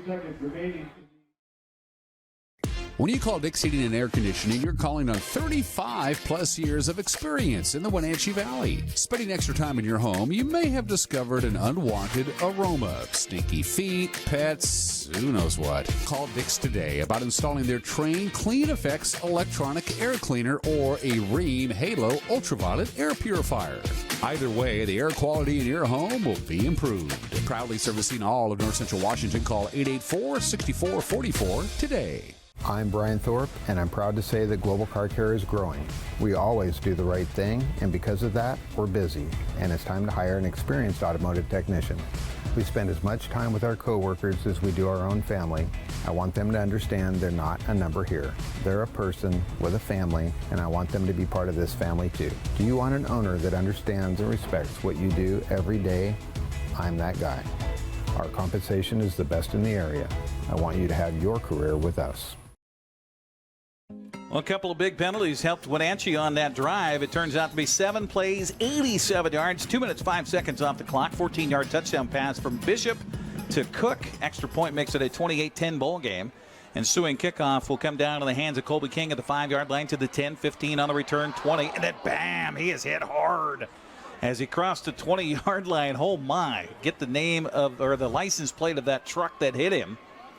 And the pop was made by Christian Jorgensen for the Panthers. So first down for Eastmont at its own 22-yard line. Paul, what do you think? I was going to say Jorgensen just came out of nowhere. I thought the receiver there was going to get a few more yards on it, then bang, pop, boom, and he's on the ground. Yeah. He's upright, and then suddenly he's horizontal. Move the chains, 1st and 10. Here we go. First down and 10 for Eastmont. Let's see if the Wildcats are aggressive here. Well, they opened this series with an empty backfield. The only one back there is the quarterback, Luke Gale. High snap. Rolls left. Right-handed quarterback is going to be slung down on the play. And let's see if Wenatchee takes a timeout. Sack was made by Evan Burdan. The all-league performer from a season ago steps up big in this situation. Drops the quarterback for a loss back to the 12-yard line. Second down and 20. So that's the first sack of the night here for Wenatchee. And the loss is 10 yards. Brings up second down and 20, and Wenatchee does use a timeout. Well, you love high school football, Paul, because momentum can turn on a dime, and even though Eastmont's big on the scoreboard right now by 18 points, momentum certainly for the guys across the field. It actually seems like Wenatchee's more in charge of the things right now, and Eastmont wanted to come out and get another big play, then they get sacked like that, loss of 10. So now they're on their own 12-yard line, 2nd and 20 with the minute 16 left. Not good position right now, so we'll see how aggressive Coach Don wants to be. Evan Burdan with that defensive tackle position. He is left of the center here on the defensive set. King goes in motion. They'll hand it to Peterson, and not much happening for Peterson inside as Wenatchee does another good job of stuffing it up. They're going to call another timeout, and the play made by Ethan Wirtz. 3rd down and long coming up for the Wildcats. They're going to say the ball is at the 12, so no gain on the play. And that is Wenatchee's final timeout here of the first half. Our broadcast brought to you in part by Harvest Valley Pest Control. Living healthy, local, and pest-free, you can rest assured Harvest Valley Pest Control uses kid and pet-safe material around your home or office. Call Harvest Valley Pest Control today for your free estimate at 509-423-2207. That's 509-423-2207. Hey, a reminder, we've got more sports coming up tomorrow here on the NCWLIFE Channel. We'll be right back here at Wildcat Stadium for Eastmont and Moses Lake girls soccer. Sebastian Moraga with your play-by-play tomorrow at 1 o'clock right here on your local TV station. So 3rd down and 12. I'm looking at the clock here, Paul. 1:09 to go. They even if they make a stop, even though Wenatchee doesn't have a timeout, Eastmont still will have to punt this football away. Yep, you can still burn a lot of time off, though. And yes, I presume we're going to have some kind of a running play just to keep that clock going. And who knows? Well, maybe they'll get some yardage, but that'll just burn a lot of clock. 20 yards. They're 3rd and 20 right now. Back, Gale. He'll throw it. Throws right. The ball is caught. Oh, did he catch it? Yes, Yep. he did. It is Ruffins. He's going to be close to the first down, but it's going to be a short by about a yard. Across the 30 to about the 31. Catch was made by Adrian Ruffins. I thought he nearly dropped it. Looked like a bar of soap out there for a moment, but he's able to collect it. Gain of 19 when you needed 20. Not too bad. They're going to let this clock roll as much as they can. About 20-second difference on the game clock and the play clock. We'll see if Eastmont runs a play here or if they'll take a timeout. It looks like, or take the penalty for 5 yards and delay a game. 3-2-1 on the play clock, and no, timeout's going to be taken right before the play clock runs down, and that'll be Eastmont's first timeout of the half. I think you got to punt this away, right? You don't risk running a 4th down play, because if you're stopped short, the clock stops on a change of possession. And so Wenatchee would have a chance to chuck. And Jackson Bishop certainly has been a spark plug for the Panthers here in the second quarter. Yeah, I'm fully expecting a punt on this, and that'll get us down to maybe 15, 16 seconds, depending how if there's a run back, and give Wenatchee 2 or 3 plays to see what they can come up with on a high strike offense. Now, if you're Michael Don, do you tell your punter just punt it away from him? Just try to get one of those kind of rugby-looking rolls and bounces and keep it away from the return man to try not to allow. Well, first of all, Wenatchee's going to try to come and block it. I was going to say, first thing we want to do is make sure we get a punt off. That's true. And then wherever he gets it, I think the coach will be happy with, as long as it's 20, 30 yards downfield. Aiden Baps will drop back inside of Wenatchee's side of the 50 to return what looks to be a punt, although Luke Gale is back there. So Gale is not the typical punter here for Eastmont, but he will drop back, standing at about his own. Now you got to get a good pass from center as well, standing at his own 17-yard line. High snap from center. Gale gets it and hits a line drive punt that will bounce twice, 3 times, take an Eastmont roll all the way down to the Wenatchee 35-yard line. They'll have the ball with 11.2 seconds. So good enough for one play, pending a defensive penalty. So a punt is Eastmont's first of the ball game. And again, Wenatchee will have it at its own 35. Well, if you have Hail Mary-ish in your package of plays, who knows, Paul? Well, you can have it completed, you can have a pass interference, or an incomplete. This is true. And they've had 2 pass interference calls on the far side of the field against Peyton Guest here in this ball game. And again, lining up with him over there is Mason Galvin. So maybe they'll go to that well one more time. Back to pass goes Bishop, throws down the left side, looking for maybe that PI again. But the ball goes out of bounds as it was not catchable by anybody. It'll be an incomplete pass, stopping the clock with 5.9 seconds to go. And he threw the ball safe. He threw it over the left shoulder, so it was either going to be out of bounds or caught, so at least he protected the possession as well. So 2nd down and 10 for Wenatchee coming up from the 35. Again, an extended halftime coming up. They'll have a Hall of Fame presentation here at halftime. We'll see if we could tap into the PA announcement of the Hall of Fame, so at least can rest our vocal cords for a few. Bishop back to pass again, throws down over the middle. Ball is overthrown and nearly intercepted with 2.1 seconds to go. Falls at the feet of Peyton Guest back there. Excuse me, Noah Schneider on the defense. No, I'm sorry. It was number 8, I think that was back there. So that would be Josh Lenhard. So 3rd and 10 coming up for the Panthers from their own 35-yard line. With that glare on the window in front of us, Eric, those numbers get tough to see. Yeah, I'm getting a good reflection of myself here and having a hard time see the guys down the field. All right, so here comes a screen pass over the middle, and it fumbles off the fingers of Martinez as the clock winds down, and that will be our final play here of this first half. But little spark at the end of the half for Wenatchee as they make it a game. They trail at 28-10 to Eastmont here in the Bridge of Sportsmanship on the NCWLIFE Channel.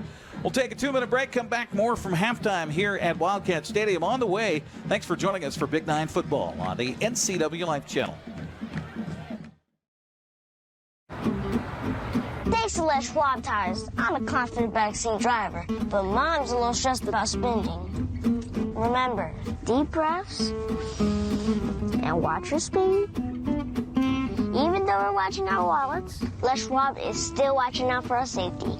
So it's right here. Don't stress, just save up to $250 on select tires with financing at our Les Schwab Fall Tire Sale. Les Schwab Tires, doing the right thing since 1952.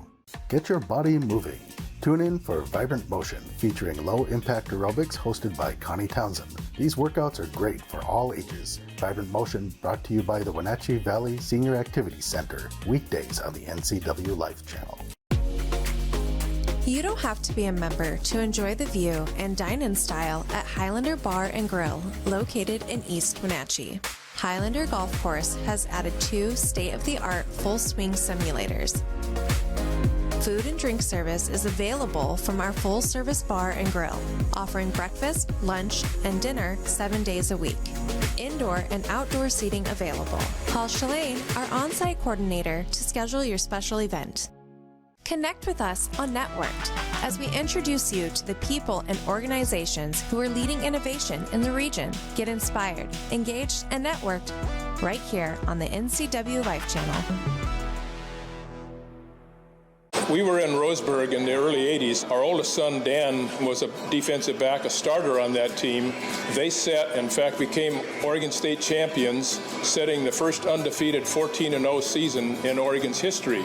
And a lot of people were losing jobs. Friends had left the community. It was a hard time. That football team and companies like Abby's kept that place alive and the community spirit alive. That's legendary.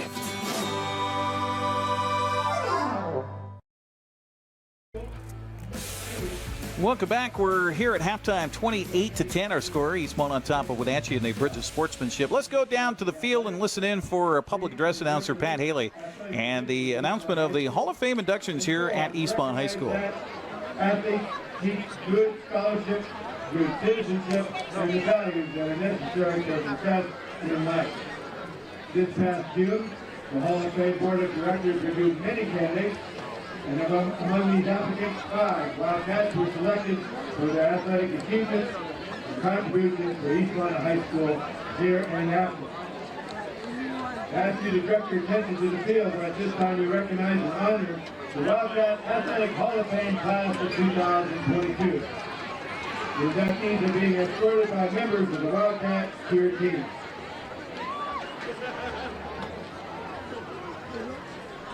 Our first inductee is Mike McGuire.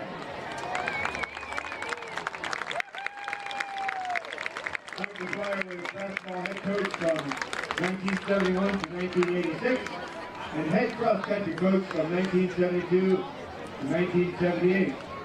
He was a coach for 28 years. He was the first cross-country coach when the sport was added in 1972. During the first season, Coach McGuire guided the girls team to a Connell Invite Championship, a district championship, and a state appearance. In 1976, the girls team went undefeated and ranked in the state. In 1977, the girls team repeated as district championship. Coach McGuire was promoted to the head boys basketball coach for the 1971-72 season.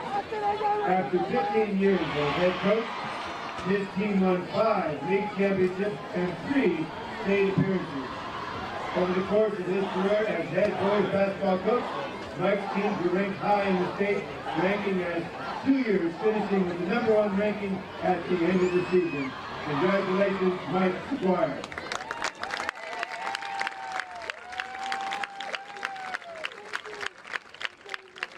Our second inductee is Dave Duffy.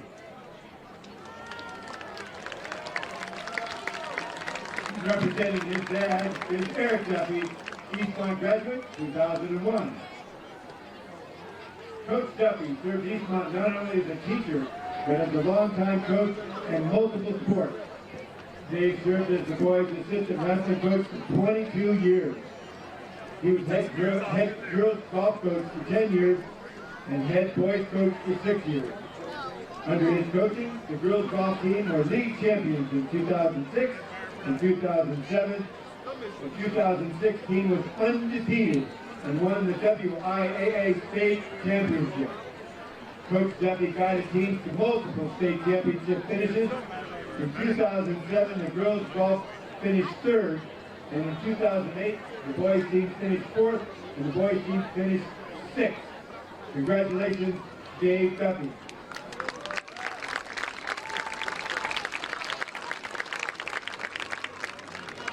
Our third inductee, Brett Reeser.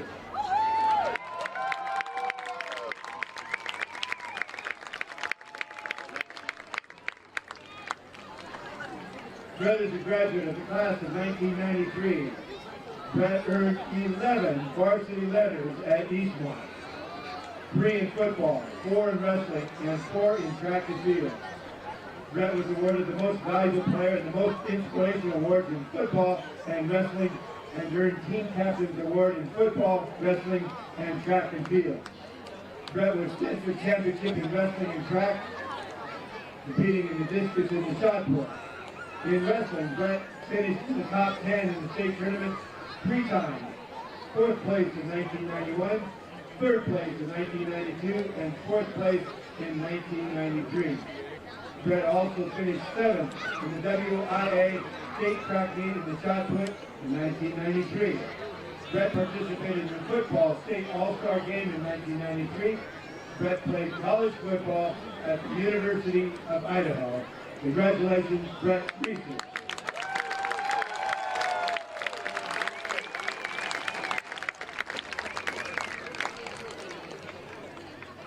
Our 4th inductee, Michelle Snyder-Cobb.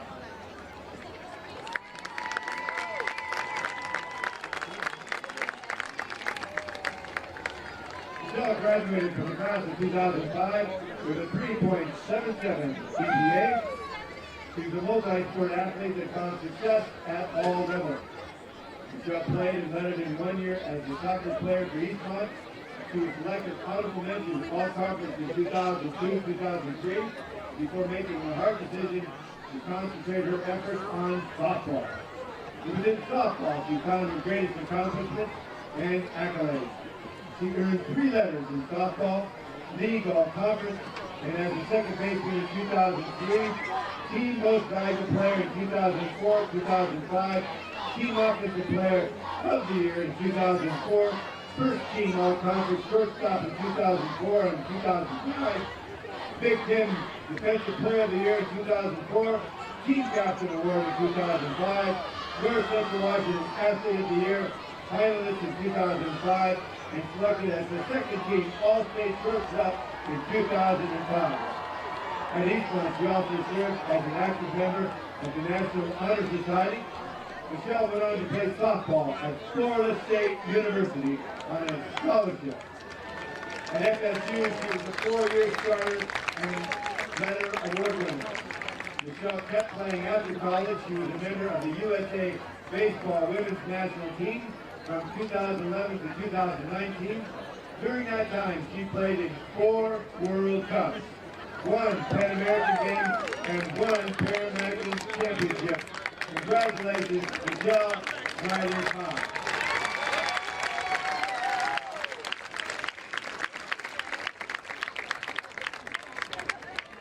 Our final 2002 inductee is Nick Ellis.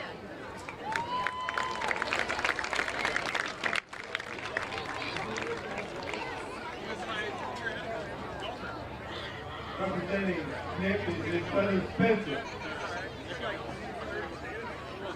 Nick is a graduate of the class of 2007 with a 3.97 GPA. He was a 4-year letter winner in golf.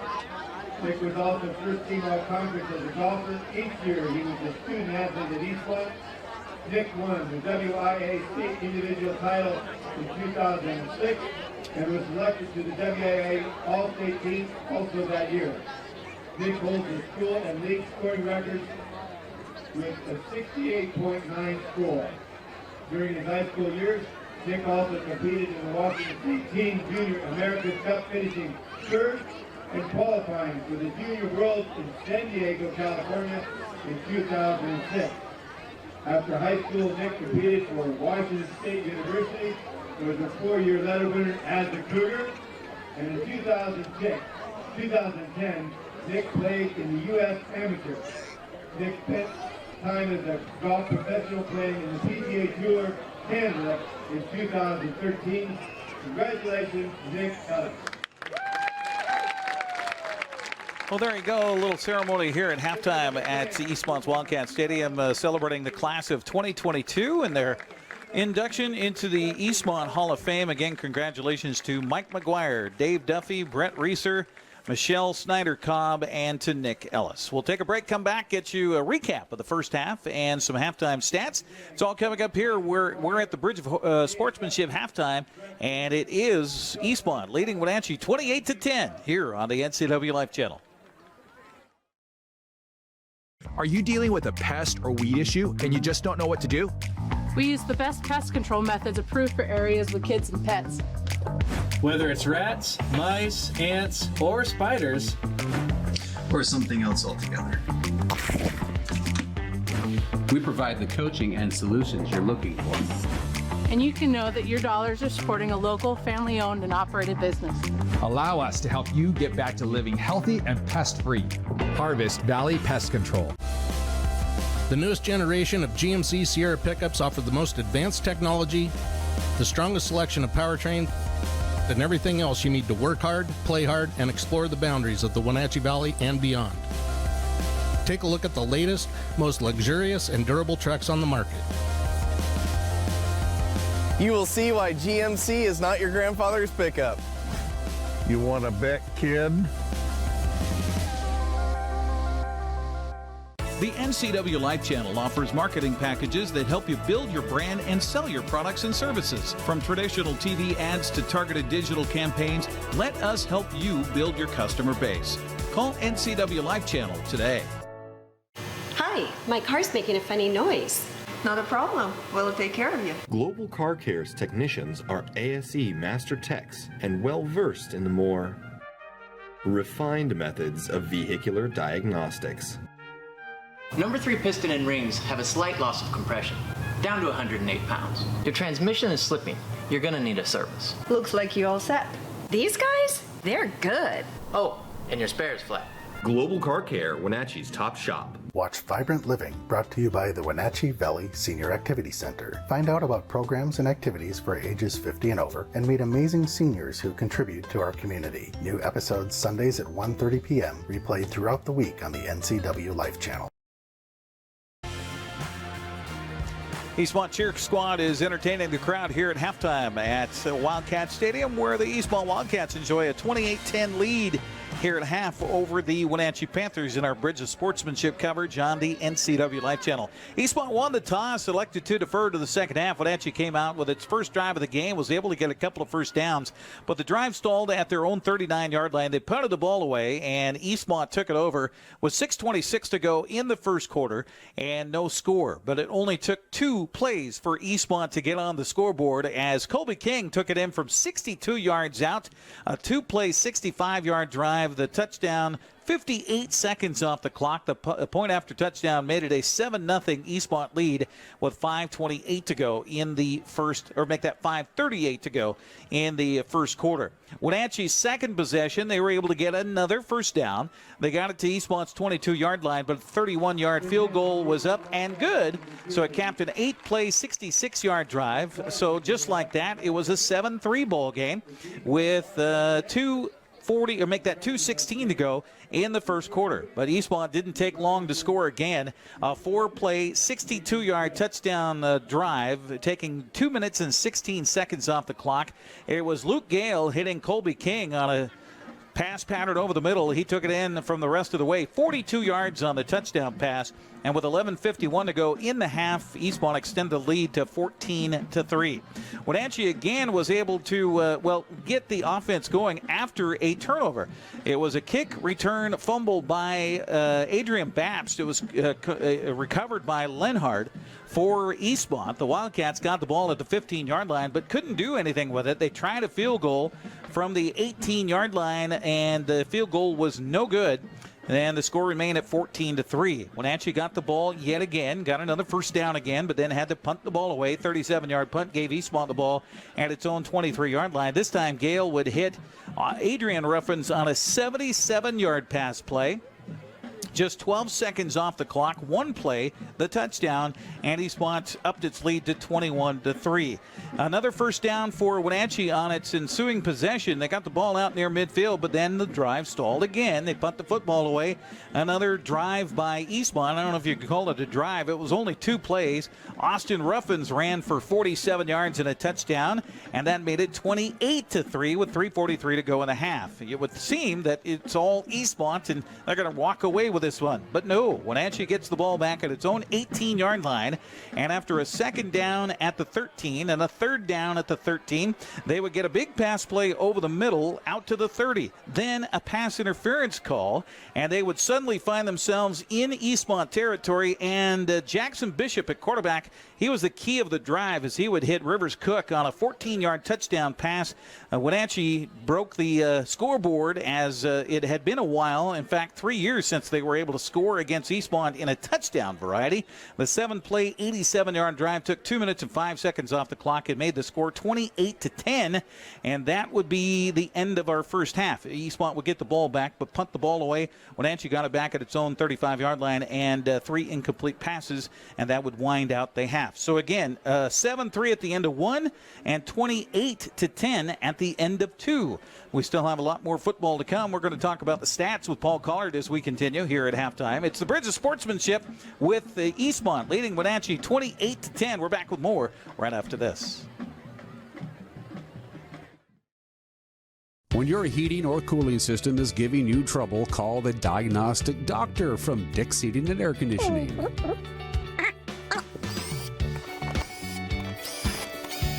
Here's the culprit right here. All joking aside, when you call Dick's, you're calling 35 years of experience at customer service right here in the Wenatchee Valley. Dick's strongly believes in repairing before replacing, and they service all major brands of HVAC units. I believe we've been coming to Abby's for 56 years, isn't it? Yes. Yeah. 56 years. Remembering all the events as a family and a community that we spent at Abby's. Excellent and delicious food at an affordable price. We're delighted that we live close enough to be able to be a frequent customer. And we are. And we are. In fact, we've got orders to bring home a giant pizza when we leave here tonight.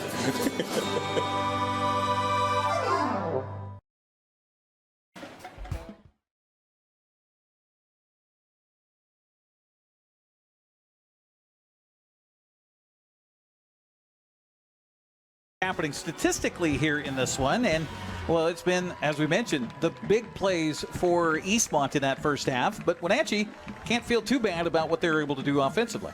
Nope, Wenatchee came back really, really nice in that second drive when they needed to get some momentum back, came back, got a first down, got a long, actually a third drive, and got a long touchdown play, got them back in the ball game.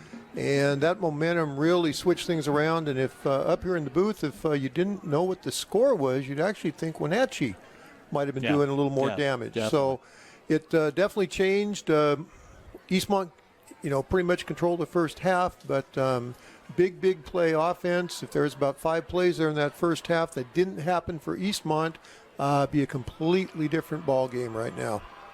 Well, let's talk about the numbers as far as this one is concerned.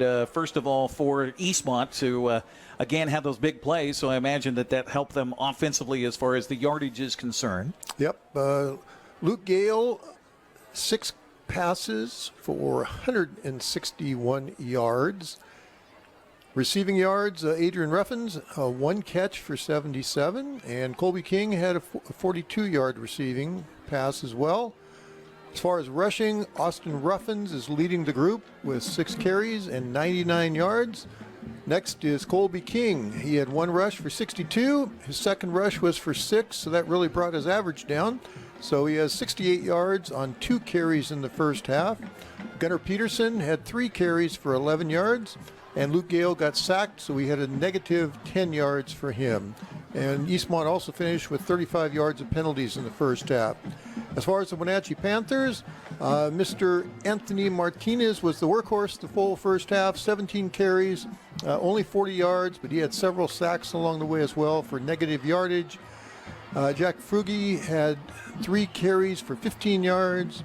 Jackson Bishop, 1 rush for 7 yards. We'd think it was pretty much a design play for the quarterback up the middle. And then Jacob Devereaux got sacked a couple times, so he had a negative 11 yards. As far as passing, Jackson Bishop is your leading passer right now. 88 yards of total passing offense, and Jacob Devereaux has 34 passing yards of offense. As far as your receiving yards, Aiden Bapst, 3 catches, 57 yards.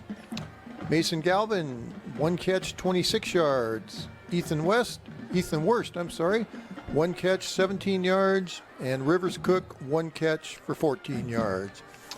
Wenatchee Panthers had 2 penalties for a total of 15 yards in the first half.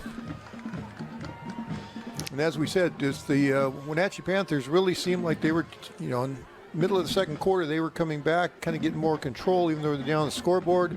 They just seemed to have more confidence. Their offensive linemen were holding their blocks longer, moving their feet more, getting them caught so they could, connect with their blocks and keep going with it. So kudos to Wenatchee linemen.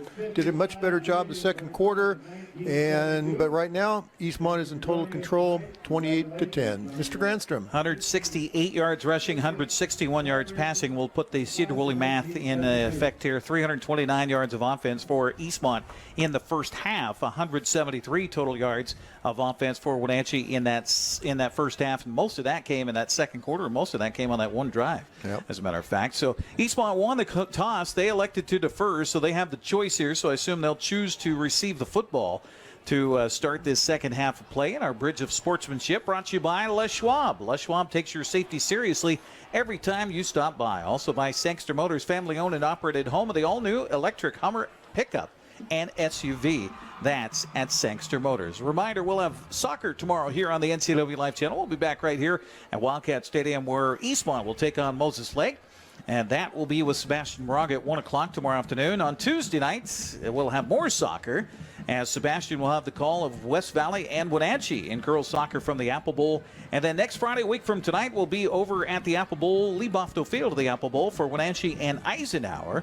Grant Olson and I will have your play-by-play with the pregame at 6:30 right here on your local TV station, the NCWLIFE Channel. However you're watching us tonight, we appreciate it. I know there some local barkeeps are turning us on the Channel 12 on Local-Tel or Channel 19 on Charter. We've got a bunch of folks that are watching us on the stream on our website as well as our Facebook page. So thank you. And yes, I know Bridge of Sportsmanship sounds kind of funny, but that's what they call it these days. And the kids are playing up to that, too. There has been a lot of sportsmanship. There hasn't been a lot of pushing or shoving or talking after the play. And no, there's good hits, and then reach down and help the guy up afterwards. Back to return, Austin Ruffins will stand at his own 15. Back at about the 13 is Colby King to return the kickoff here from Alex Sanchez. So we're about ready for second half action here on the NCWLIFE Channel. Thanks for joining us. As Sanchez will kick it from the 40 right to left as we look at it. A high, short kick will bounce, and that's a live ball, folks. Eastmont will cover it at the 28-yard line. And just as I said, all good sportsmanship. I think we got a little bit of a dead ball, maybe some unsportsmanlike conduct out there. Okay, a flag came raining in late here. 1 tick ran off the clock. Long enough for an official to reach in his pocket. They're going to call personal foul on both sides. So harm but no foul, I guess, in that case. So offsetting penalties. And they're going to put the ball down at the 30. That's where Eastmont will have it first down and 10. Well, what do you think Coach Don told his players here at halftime there, Paul Collard?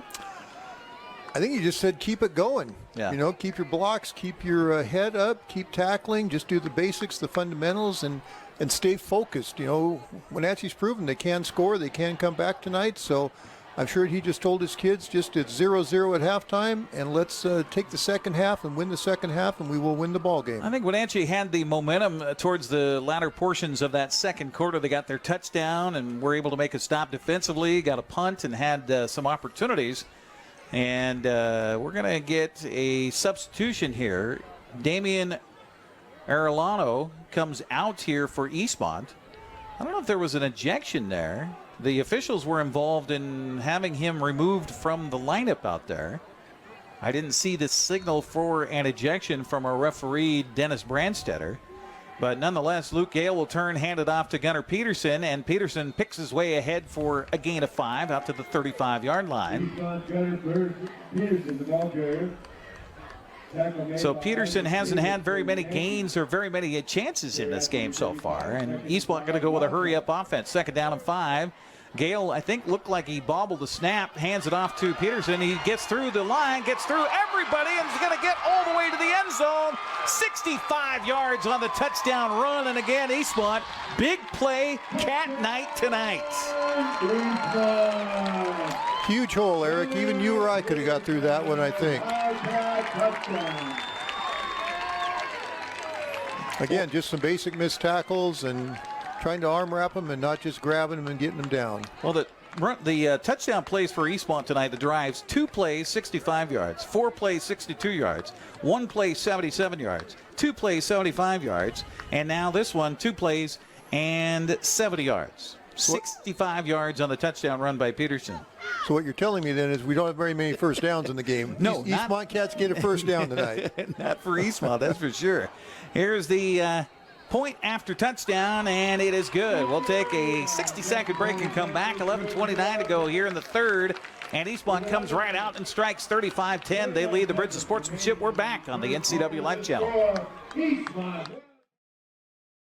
I'm Brian Thorpe, and I'm proud to say that Global Car Care is growing. We always do the right thing, and because of that, we're busy, and it's time to hire an experienced automotive technician. We spend as much time with our coworkers as we do our own family. I want them to understand they're not a number here. They're a person with a family, and I want them to be part of this family too. Do you want an owner that understands and respects what you do every day? I'm that guy. Our compensation is the best in the area. I want you to have your career with us. News, weather, and sports. It's all here weekdays at 5, 6, and 10 on your local news source, the NCWLIFE Channel.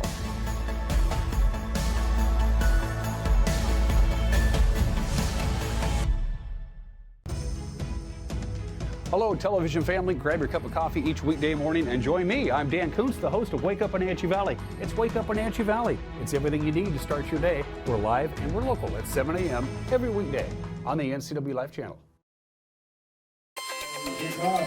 Well, that took all of 2 plays, 70 yards. The 65-yard run by Peterson, 30 seconds off the clock. Eastmont with the extra point, leads at 35-10 over Wenatchee here on the Bridge of Sportsmanship. And now the ensuing kickoff as Edgar Leone has it teed up at the 40-yard line. He'll approach a high end-over-end short kick taken by Bapst at the 9, across the 10 to the 15, dances around a man at the 20, 25, still on his feet, and then finally spilled down at the 27-yard line. Finally coming up with a stop for Eastmont was Christian Nevers. And by the way, I want to mention Christian Nevers. In the pregame, while they're playing the national anthem, Christian Nevers was over playing his trumpet with the band. I love that because when I got into high school, I was playing trumpet in junior high. I got into high school, the band teacher says, you choose football or band. That's a horrible thing to make a kid choose, don't you think? That is. I was always big. I got to play the tuba. Up to the 27 is where the ball is. A handoff to Martinez. He got to the 30, and that's it. On the first down carry on a dive play up the middle. Eastmont right there to snuff it out as Nez Shoemaker and others make the stop. It'll be second down. They'll get it across the 30 to the 31. So second down and long 7 here for Eastmont, or for Wenatchee, excuse me. Back to pass is Bishop, throws out the flat, the ball caught out there, and then quickly captured is Aiden Babst. Good coverage here on the near side, as it was Sestone, I believe, on the coverage. So it'll be third down coming up for Wenatchee after the complete pass out to the 35. Third and manageable here, and we've seen that a lot from Wenatchee here in this game. Yep, they can do the small chunks okay, and like we talked about, those big plays, those five touchdowns were just a couple of 2 and 3 play offense, and Wenatchee's just playing a solid game right now. And we're going to get a flag up front and motion, I think, on the offense here. So there haven't been many penalties, only a couple here in the game against the Panthers, but this one will hurt on a third down play. Yeah, it looked like a false start. Everybody moved but the center. Everybody else thought it was on first sound, and it was maybe second clap by Jackson Bishop. And sometimes you rotate quarterbacks, you get a different sound to the clap, you get a different sound to what he's saying back there. So after the penalty, third down from the 30. Back to pass goes Bishop, rolling to his right, has pressure and is hit as he delivers the ball. And he is dumped on his hindside. In there quickly, Kellen Leonard again for Eastmont. He's been an all-world player defensively for the Cats tonight. Well,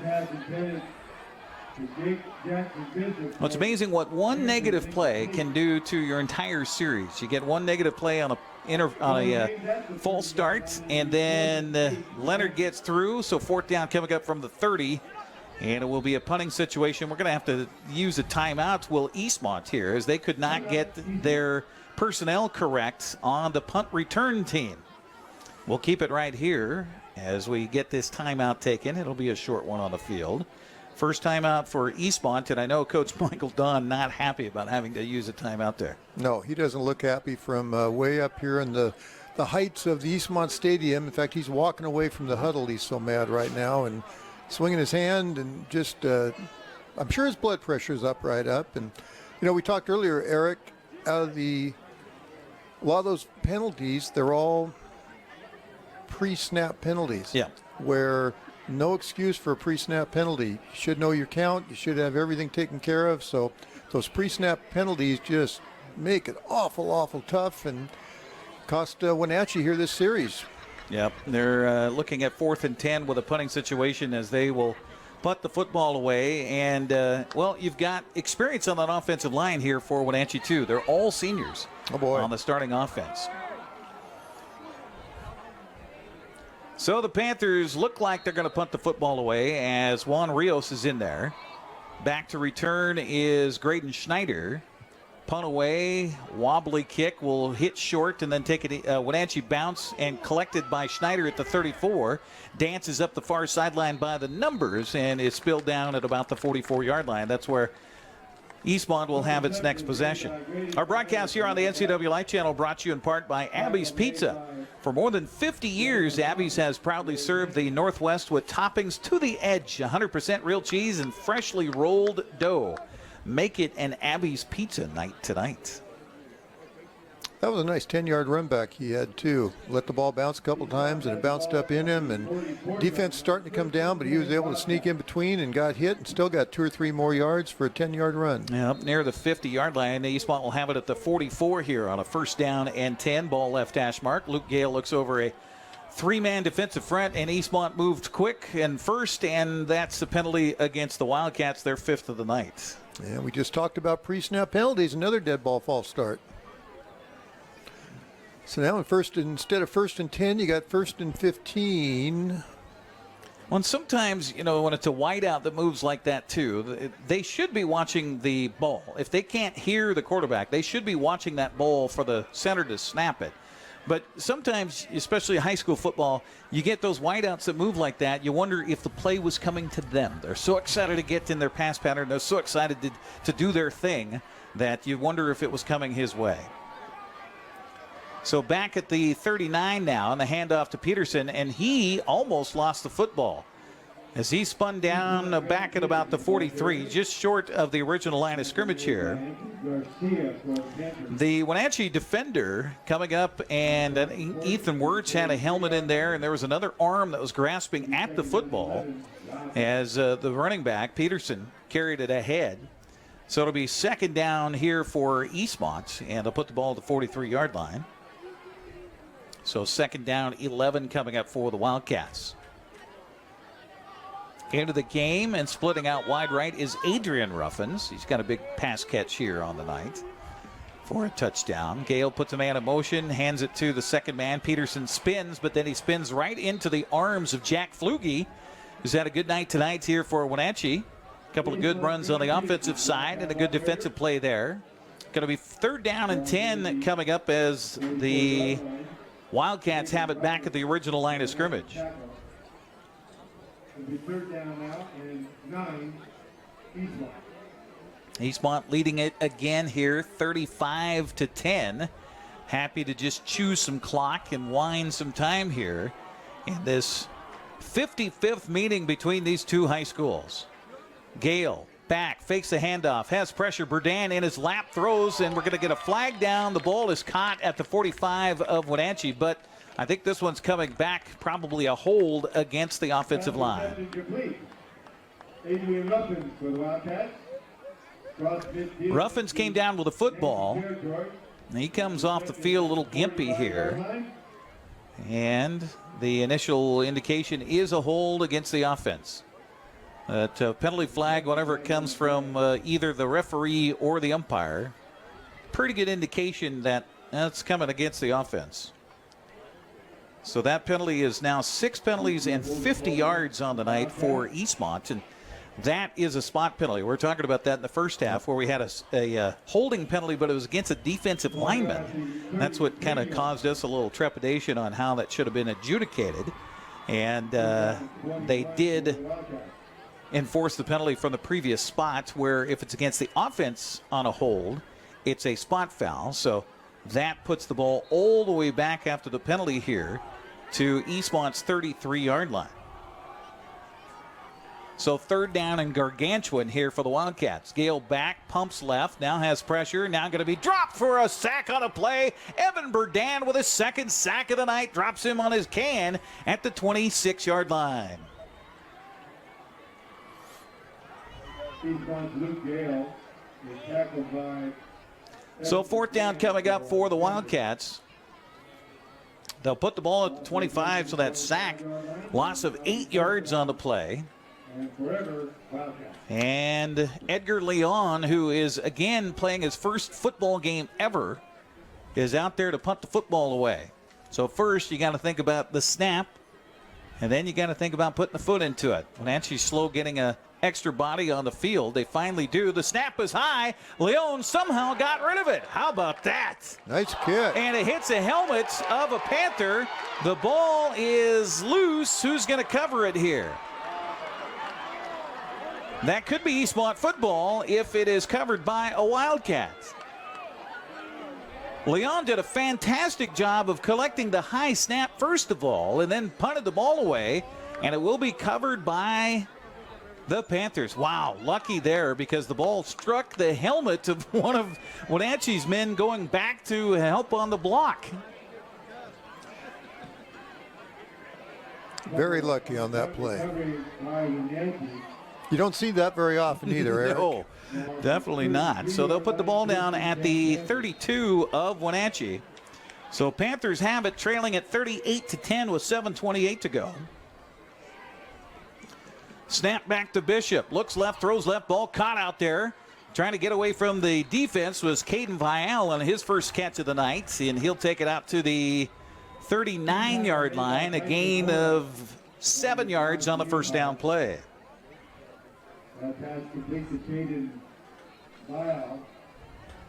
Splitting out wide to the right here is Galvin.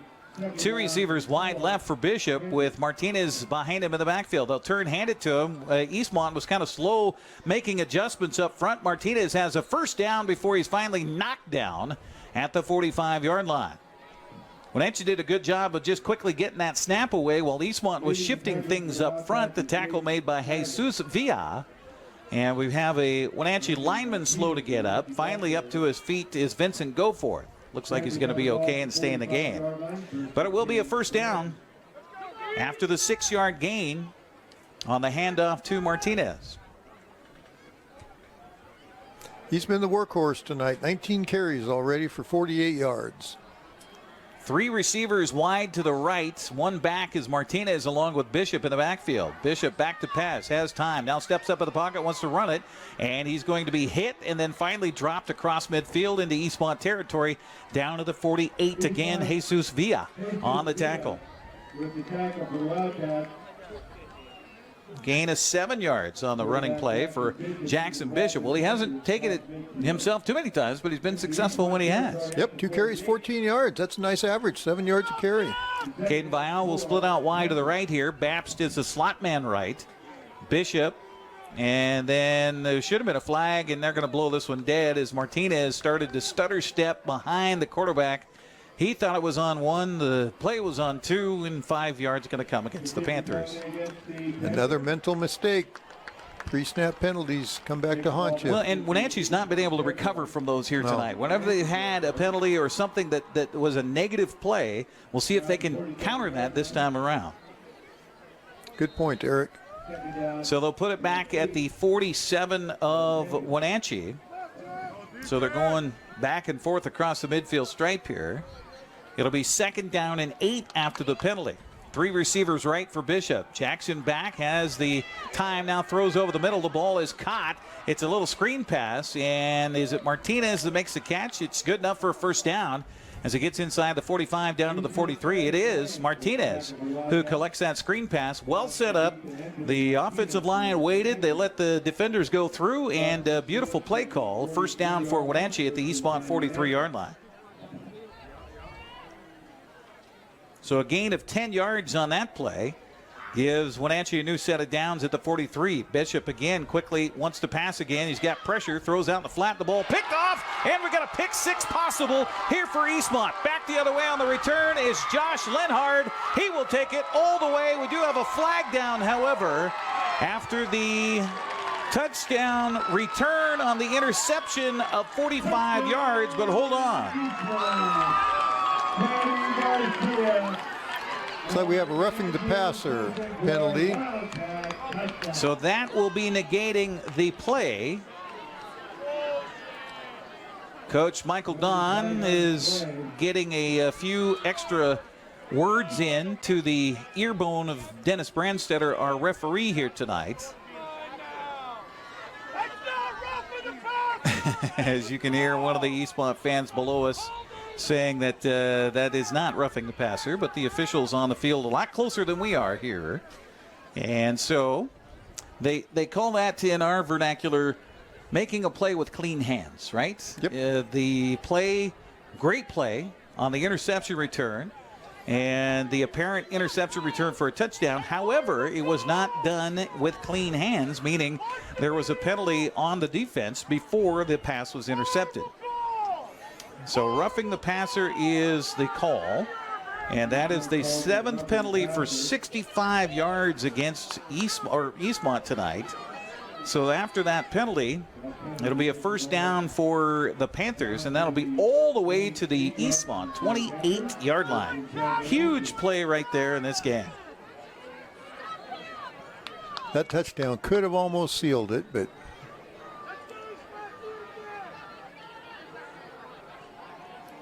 late player coming on to the field for Wenatchee is Carter Bradshaw. They'll throw it to him, and it goes right through his hands. We're going to get a flag down because I don't think he ever got set up correctly as he came onto the field late. I think we're going to get a procedure call against the offense here before the pass. Yep. So another penalty against Wenatchee.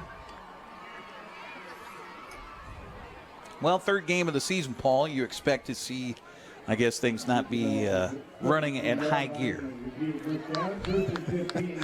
Well, I think we've proven that tonight, that things aren't in high gear quite yet. Yeah, definitely so. So they'll put it back at the 33 after the 5-yard march off. That'll bring up first down and 15 for Wenatchee. Although Jackson Bishop, I got to give him credit. He has done well in the passing game for Wenatchee since coming in the midway point of that 2nd quarter.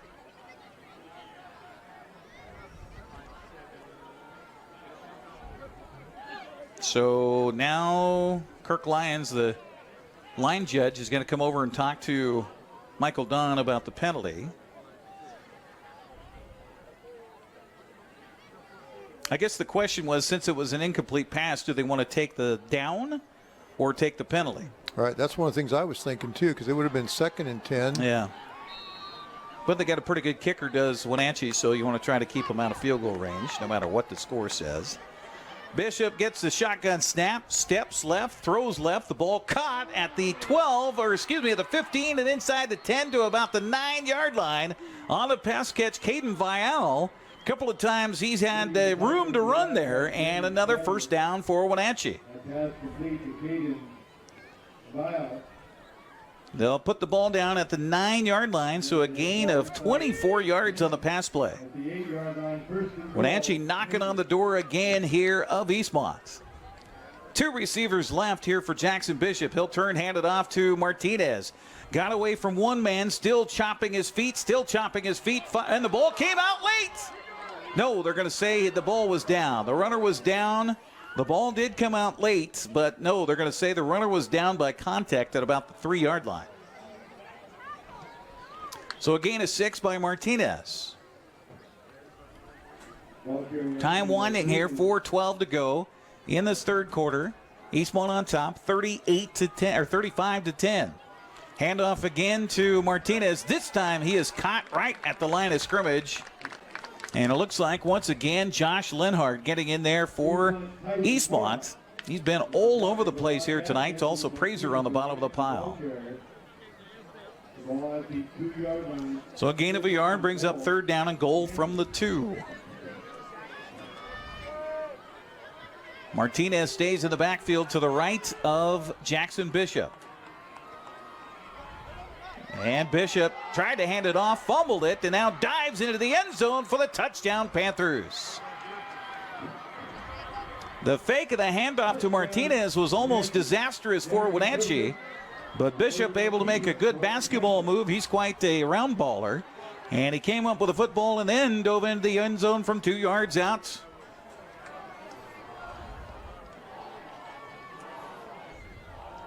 And Wenatchee is within an extra point of making this a 3-score game.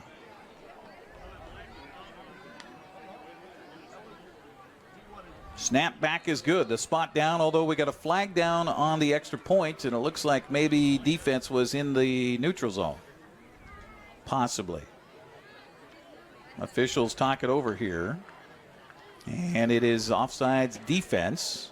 That'd be a half the distance. And sometimes coaches will think about, okay, maybe we want to go for 2 here. I think looking over at the sideline for Scott Devereaux, and he is not opting on that route. Just wants to get a little closer for Alex Sanchez to tack on this extra point. So that will be another penalty against Eastmont. So 8 and 67 yards now. Snap back, the kick away, line drive, and it's good. We'll take a 60-second break and come back. 3:29 to go here in the third quarter. Eastmont 35, Wenatchee 17. You're watching the Bridge of Sportsmanship on the NCWLIFE Channel. When you call Dick's Heating and Air Conditioning, you're calling on 35-plus years of experience in the Wenatchee Valley. Spending extra time in your home, you may have discovered an unwanted aroma. Stinky feet, pets, who knows what. Call Dick's today about installing their Train Clean Effects electronic air cleaner or a Rheem Halo ultraviolet air purifier. Either way, the air quality in your home will be improved. Proudly servicing all of North Central Washington, call 884-6444 today. Connect with us on Networked as we introduce you to the people and organizations who are leading innovation in the region. Get inspired, engaged, and networked right here on the NCWLIFE Channel. Be sure to tune in each weeknight for sports during the NCWLIFE Evening News. If it's the Mariners, the Seahawks, or any of our local teams, I'll be sure to cover the latest right here on the NCWLIFE Channel. Well, there were quite a few penalties on that drive, but it did go 8 plays, 68 yards, and the 2-yard touchdown run for Jackson Bishop. Extra point makes it a 35-17 differential here. With 3:29 to go in the third quarter, a lot of time left on the clock. Don't go away on this one. Alex Sanchez preparing to kick off for Genders. Sanchez will tee it up at the 40-yard line, kick it away here. Puts a boot high and short. It'll be taken by Schneider. He can return that up across the 45 out to about the 47-yard line, and that's where Eastmont will have great field position to start this possession. Eastmont will get the ball with 3:25 to go here in the third quarter. Penalty situation, let's see, we had, let me do the math here, 97 yards in penalties I have between the two teams here tonight. Yep. Has not been the crispest of night. Ball will be at the 48, so a first down and 10 from there for Eastmont, who has had the quick strike ability here all night long. Luke Gale letting that clock wind down here, on the play clock anyway. And a handoff to Peterson. Peterson is stacked up at the line of scrimmage and not much happening there. Maybe get a yard out to the 49-yard line. That'll be 2nd and 9 here for the Wildcats after the stop up front by Isaac Davis. Give credit to Wenatchee. They could have folded the tents early when Eastmont just grabbed a quick 21-3 lead, but the Panthers have held in there. And now trail at 35-17. Eastmont trying to counter the drive and score by Wenatchee. 2nd down and 9 from their own 49-yard line. Split out wide right, Adrian Ruffins. Watch out for him. Handoff is to Colby King. Look out, he's got room to the 40, 35. The one man to beat. He's going to take it. He's going to run. He's going to get into the end zone. Touchdown, Eastmont from 40. Make that 51 yards.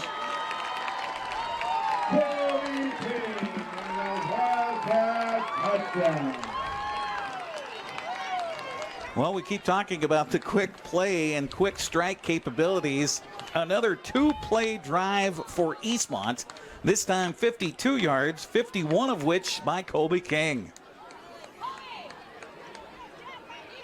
It's what, their 5th touchdown with 3 or less plays, Eric? Let's see. No, they had one drive that was 4 plays. Oh, I'm sorry. I'm sorry. Oh, they got a first down on that one, too, didn't they? Yeah, they did. Oh, They good. did. All right. Edgar Leon for the extra point here. He's been a busy guy tonight. The kick is on the way, and it's good. We'll take a 60-second break and come back with 2:34 to go. Back and forth we go. I'm going to check my neck here in the break. 42-17. Eastmont on top. We're back after this. Are you dealing with a pest or weed issue and you just don't know what to do? We use the best pest control methods approved for areas with kids and pets. Whether it's rats, mice, ants, or spiders, or something else altogether, We provide the coaching and solutions you're looking for. And you can know that your dollars are supporting a local, family-owned and operated business. Allow us to help you get back to living healthy and pest-free. Harvest Valley Pest Control. News, weather, and sports. It's all here weekdays at 5, 6, and 10 on your local news source, the NCWLIFE Channel.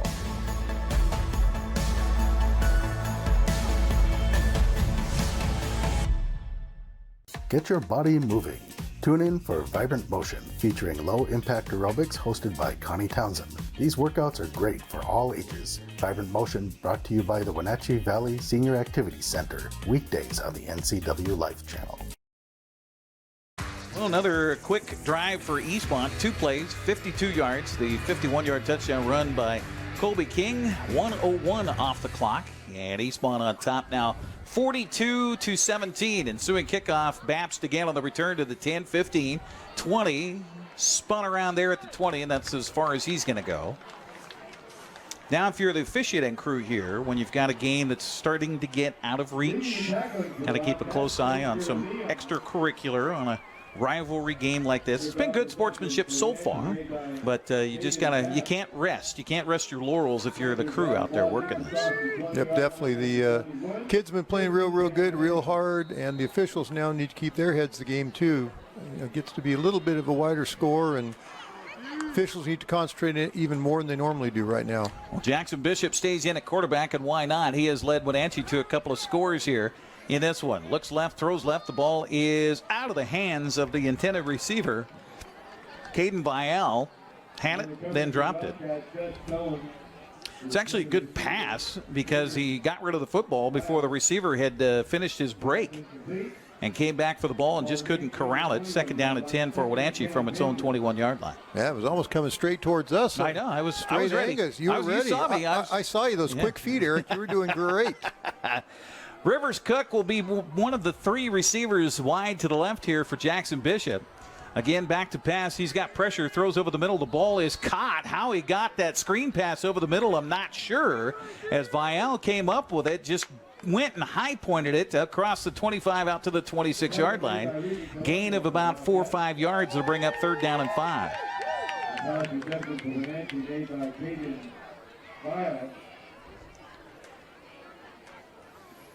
I thought that had maybe interception written all over it, but not the case as Vial comes up with the football. Third down and 5 here for Bishop and the Panthers. Slaps his hands together, back to pass, throws right, looking towards his receiver over there as he's dumped down on the play, and now Bishop looks like, or no, it's not Bishop that has a cramp. One of the Panthers has a cramp, and then trying to help him, little medical attention by Kellen Leonard. Oh, that's sportsmanship. That's there you go. Sportsmanship right there. The pass intended over on the far sideline by to Galvin. And with the cramping out there, we've got the crew coming out for Eastmont. And a reminder, our broadcast tonight brought to you in part by Dick's Heating and Air Conditioning, providing heating and air conditioning service and installation since 1982. Serving residential and commercial, they specialize in indoor air quality installation and service or repair. Also by Global Car Care. ASC certified technicians will take good care of your vehicle, whether you need general maintenance or have a European specialty car. You can count on Global to keep you on the road.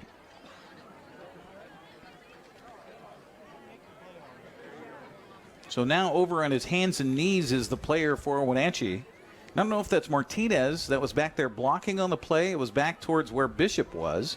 And I thought it was Bishop that had gone down. He had pressure in his lap as he delivered that football. Looking over on the far sideline for Mason Galvin. Now Scott Devereaux will come out.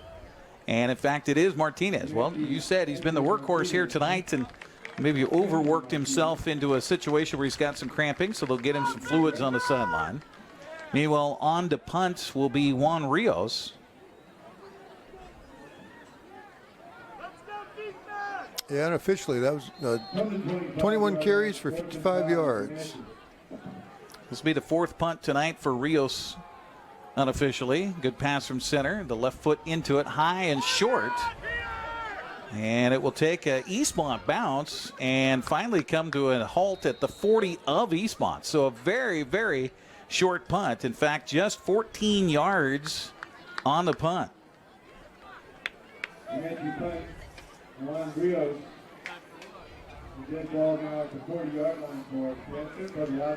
So Eastmont will get the ball back as we wind down what's left of this third quarter. 1:31 left in the frame. Great field position here for Eastmont on the positive side of midfield at Wenatchee's 40. Well, it's a time for a quick strike. Yeah, well, I mean, that's what they've all been for Eastmont here in this game so far. Gale, turn, handoff, and I think that's Peterson, although he looks a little tall for it to be Gunnar Peterson. We'll see once they unstack it. It was Gunnar Peterson, and he is swallowing up 8 yards on that carry. Down to the 32, and we've got a Panther that's slow to get up. In fact, not getting up is Hayden Riley.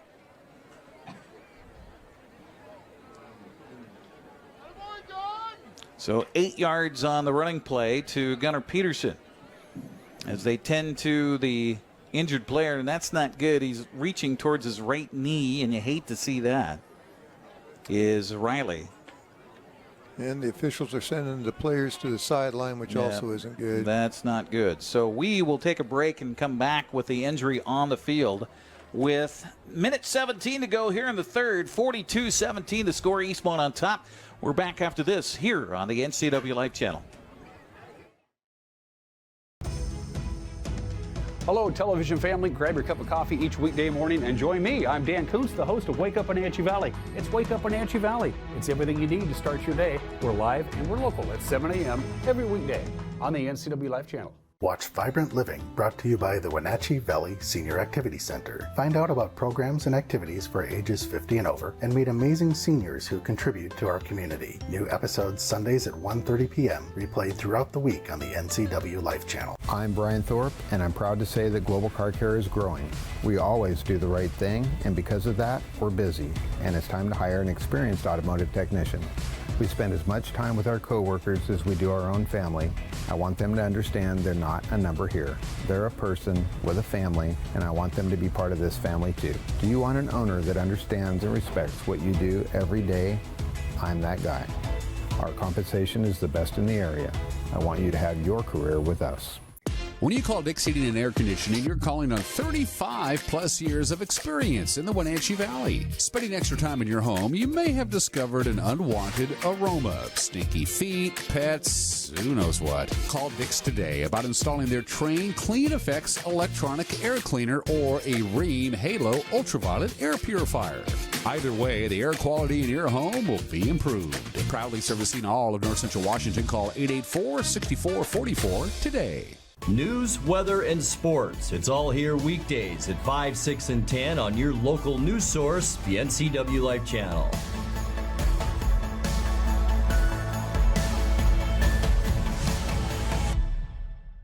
Get your body moving. Tune in for Vibrant Motion, featuring low-impact aerobics hosted by Connie Townsend. These workouts are great for all ages. Vibrant Motion brought to you by the Wenatchee Valley Senior Activity Center, weekdays on the NCWLIFE Channel. Well, up on his feet and getting some help to the far sideline is Wenatchee's Hayden Riley. They had the EMTs come out from a local ambulance to make sure that he was okay. It looked at first like it may have been a broken lower leg or something along those lines, the way the medical crew was quick to get out there. But they're just going to help him to the sideline. Can't put any weight on that right side. So we wish the best for the junior for the Wenatchee Panthers, Hayden Riley, who's made a couple of good plays here in this game here tonight. But he comes out, and it will be a second down coming up for Eastmont after the 8-yard gain on the play. Riley, by the way, was involved in that tackle.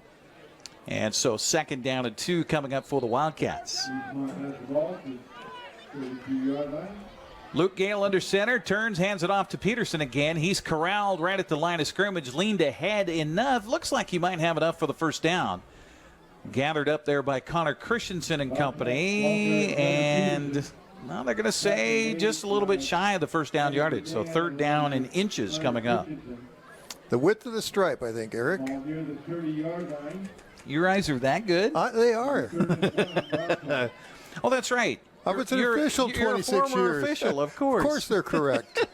How dare you doubt me, Mr. Granstrom? Well, you know, I kind of went into coach mode there for a little bit.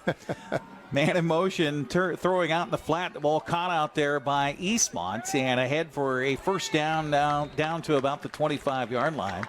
Good pitch and catch quickly over there for Jackson West as he'll take it to the 25 at a first down for Eastmont. And we are running out of time here. In fact, I don't think Eastmont has to snap it again. Let's see, 23 on the play clock, 23 on the game clock. So I guess they do have to snap it one more time here before the end of the third quarter. Leading it by a score of 42-17. Eastmont in charge here in the second half. Luke Gale under center, ball left hash mark, man in motion is king. He'll look left, pump, now throw towards the end zone, and overthrow his intended receiver, trying to go one more time around to Jackson West. That'll stop the clock with 2.6 seconds left here in the quarter. Our broadcast brought to you in part by Highlander Golf Course and Grill. Plan your next tournament and event today. Call the Pro Shop to schedule your time on their full swing S4 widescreen golf simulators. That's cool just to see if you don't even swing a club. 509-884-4653, the number for Highlander Golf Course and Grill. Second down coming up for Eastmont from the 25-yard line.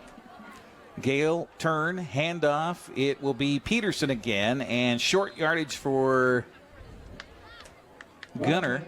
They'll put him down at the 21, and then we'll have to change ends of the field here because that is the end of our third quarter after a 4-yard gain for Gunner Peterson. We'll take a 60-second break, come back. Your final frame coming up next as Eastmont leads the Bridge of Sportsmanship 42-17 over Wenatchee. We're back after this. Be sure to tune in each weeknight for sports during the NCWLIFE Evening News. If it's the Mariners, the Seahawks, or any of our local teams, I'll be sure to cover the latest right here on the NCWLIFE Channel. Connect with us on Networked as we introduce you to the people and organizations who are leading innovation in the region. Get inspired, engaged, and networked right here on the NCWLIFE Channel. I believe we've been coming to Abby's for 56 years, isn't it? Yes. Yeah. 56 years. Remembering all the events as a family and a community that we spent at Abby's. Excellent and delicious food at an affordable price. We're delighted that we live close enough to be able to be a frequent customer. And we are. And we are. In fact, we've got orders to bring home a giant pizza when we leave here tonight.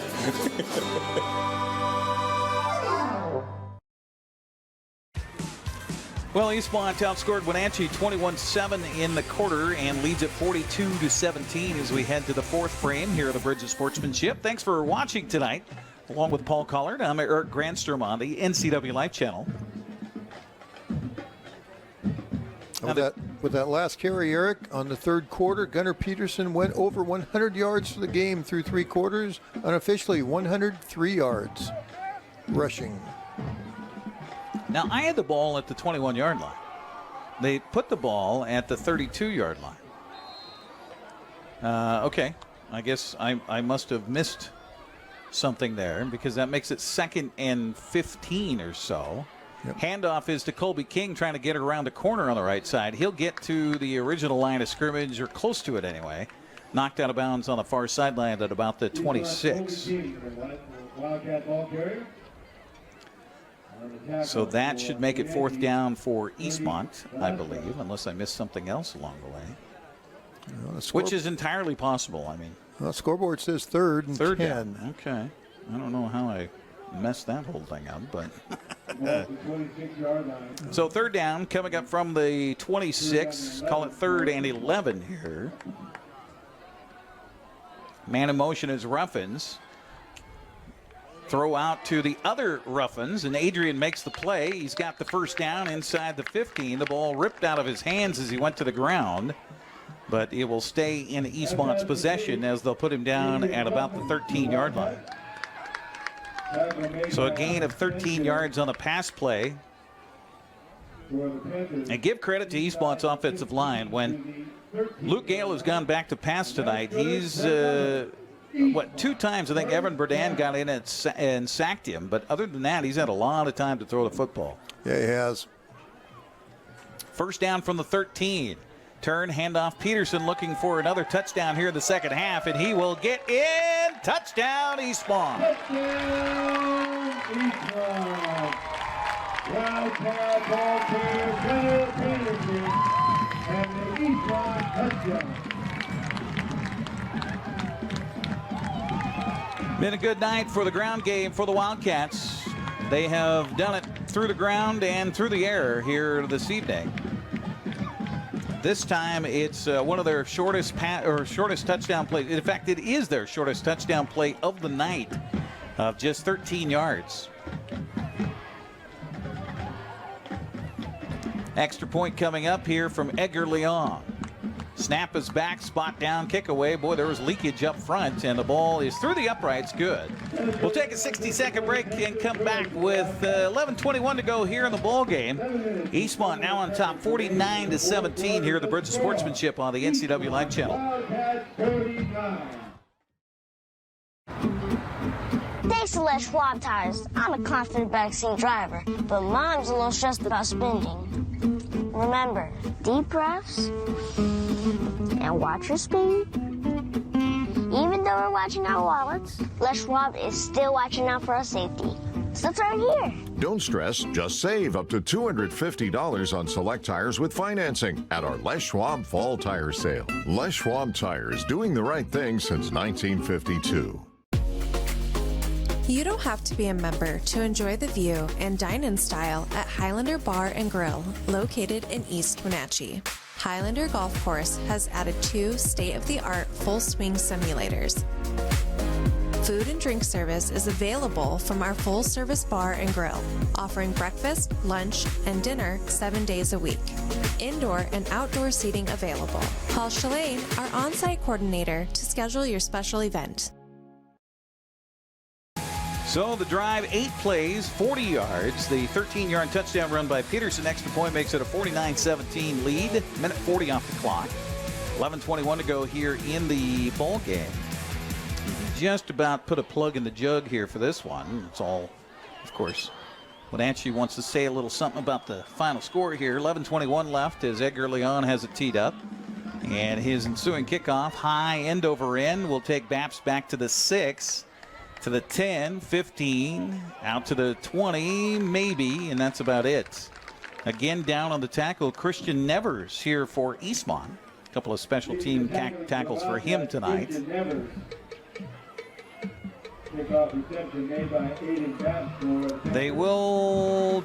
going to chalk it up at 20. They are. So Wenatchee with another possession here in the second half. Wenatchee with 1 score in the second half to now 4 scores for Eastmont. Jackson Bishop continues at quarterback for the Panthers. Handoff left side. Martinez dances across the 25 out to the 26-yard line. Looks like we've got some reserves out there for Eastmont on defense. Anthony Martinez, the Wenatchee ball carrier. So second down coming up for the Panthers. 4 yards to go. Eastmont changing bodies up around front. The pass out the left. The ball caught out there and head for a first down and more across the 35 out to about the 36-yard line. Looks like Ethan Wirtz possibly. Let's see. No. Rivers Cook. No. Third time's a charm. Mason Galvin, number 80, with the catch out there for Wenatchee. And the gain out to the 36, gain of 10 yards. Wenatchee going with a sugar huddle and got everybody back to the line of scrimmage quickly. Back to pass. Bishop has some pressure, gets away from it, gets away from another man, and is able to get positive yardage out of it. How about that? On a nice scramble play by Jackson Bishop. He'll get it out to the 40-yard line, and we've got a Panther slow to get up. It will be a 5-yard gain to the 41. And it looks like Vincent Goforth having a hard time out there. So the medical staff will come out to tend to him. Our broadcast tonight brought to you in part by Harvest Valley Pest Control. Living healthy, local, and pest-free. You can rest assured that Harvest Valley Pest Control uses kid and pet-safe material around your home or office. Call Harvest Valley Pest Control today for your free estimate at 509-423-2207. Looks like another cramp situation here for the Panthers.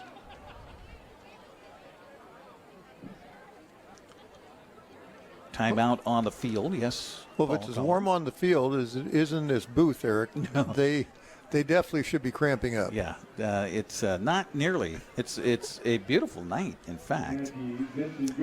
Checking the Mariners game, by the way. Top of the 7th in the first of 4 games down in Anaheim against the Angels. It's the top of the 7th, and it is Seattle trailing right now, 8-6.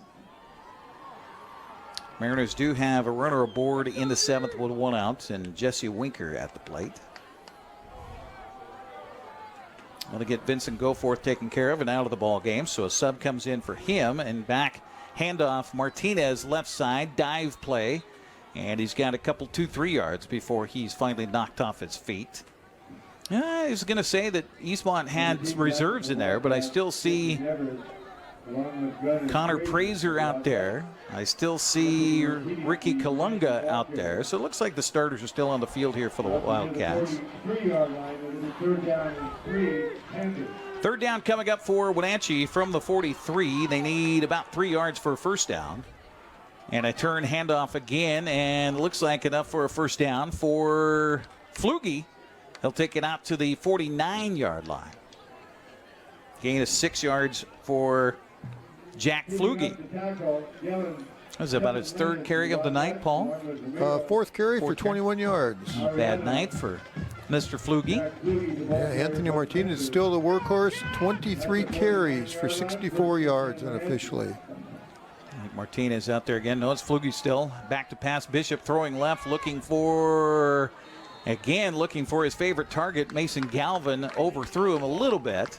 Good coverage downfield that time by Graydon Schneider for the Wildcats. He was giving a little help over there to Nez Shoemaker. That'll bring up second down from the 49. Our broadcast tonight also brought to you by Les Schwab. At Les Schwab, they take your safety seriously every time you stop by. 5 receivers in the set here for Jackson Bishop with Flugie to his right. And we're going to get a flag down, and this looks like it might be a pre-snap motion against the offense again. And we've had quite a few of those against the Panthers here in this ball game. Yep, the left guard moved just a little bit, just enough. Another mental focus pre-snap penalty. 6 penalties and 35 yards unofficially for Wenatchee tonight. 8 penalties and 67 yards for Eastmont. So that'll move him back to the 44. Bishop, pressure, throws, ball incomplete. Looks like there may have been a pattern problem, or Bishop just needed to get rid of the football as he had some red jerseys breathing in his face. One of the first to get there for Eastmont was Kellen Leonard, and what a night for Leonard. Brings up third down from the 44, 3rd and 15 for Wenatchee with 9:08 to go here in the ball game. Again, trailing at 49-17. Back to pass goes Bishop. Looking over the middle, wanted to set up that screen. The linemen are downfield, so he's going to have to run it. Finally tucks it and gets across the 50 to about the 49-yard line.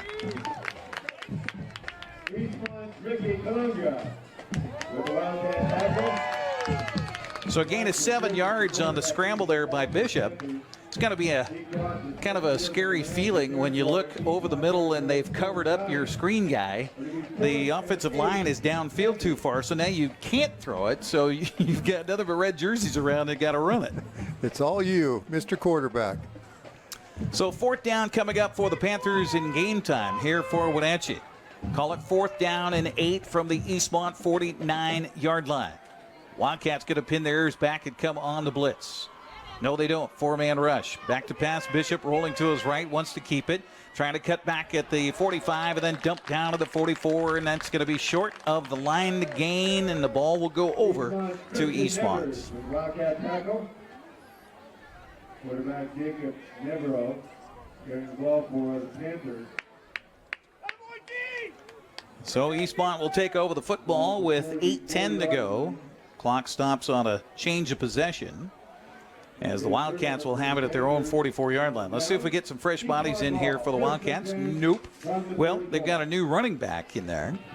It looks like it is Julian Cortez as the fullback now, and they'll hand it to Ruffins around the left side. Ruffins bangs into his own lineman and then is tripped up from behind by Burdan. Gain of a couple, 2-3 yards. They'll put it down at the 47.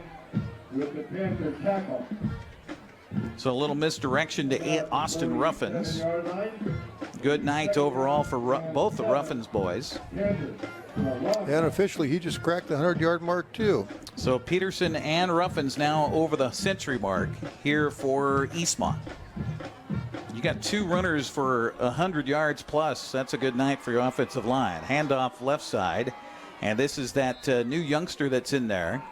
And that is Julian Cortez, a sophomore running back at 5'7", 155 pounds. He'll get ahead to the 49-yard, a gain of 2 yards. So 3rd down coming up for the Wildcats from their own 49. Ball near midfield at the 49-yard line. You start to wonder about point spreads and winning margins. Well, Wenatchee certainly enjoys the fattest winning margin in the series Back in 1973, they won 49-0. And also a 49-0 Wenatchee win back in 1970. Handoff here, Ruffins, look out. He's got room to the 30, cuts back at the 25, picking his way ahead, and is going to stumble down at about the 8-yard line. Rivers Cook, hustling downfield, is able to save a touchdown here in the closing moments. And we got a flag down at the end of the play. So we'll see what the penalty is here. Looks like the officials are looking towards Eastmont on the penalty. So maybe a little extracurricular vernacular after the play. Ball is going to be spotted right now anyway at the 8-yard line. So that was a 41-yard run. An unsportsmanlike penalty is going to come against Dennis Brandstetter. Didn't point. He pointed, but he didn't point. Eastmont was breaking the huddle just as Brandstetter went to make his signal. And so it's obviously against Eastmont here. So just as I suspected, some extracurricular after the play. I didn't see it. It may have been taunting. But it will be a 1st and goal. So they're going to mark the penalty after the play was over. So it's a dead ball foul. So it'll be 1st and goal coming up from the 22 after the 15-yard penalty. Another penalty against Eastmont. 82 yards. 82 yards in penalties tonight. Handoff up the middle is snuffed out nicely by Wenatchee. Evan Burdan there for the Panthers, along with Rivers Cook. Good sportsmanship as one of the Eastmont linemen reaches out and helps him up. Armando Farias reaches out, helps one of the Panthers back to his feet. It'll be a 2nd down, and were they going to say goal? No. Okay, now they've got the sticks were down for a minute, but now they're saying 2nd and 10 from the 22.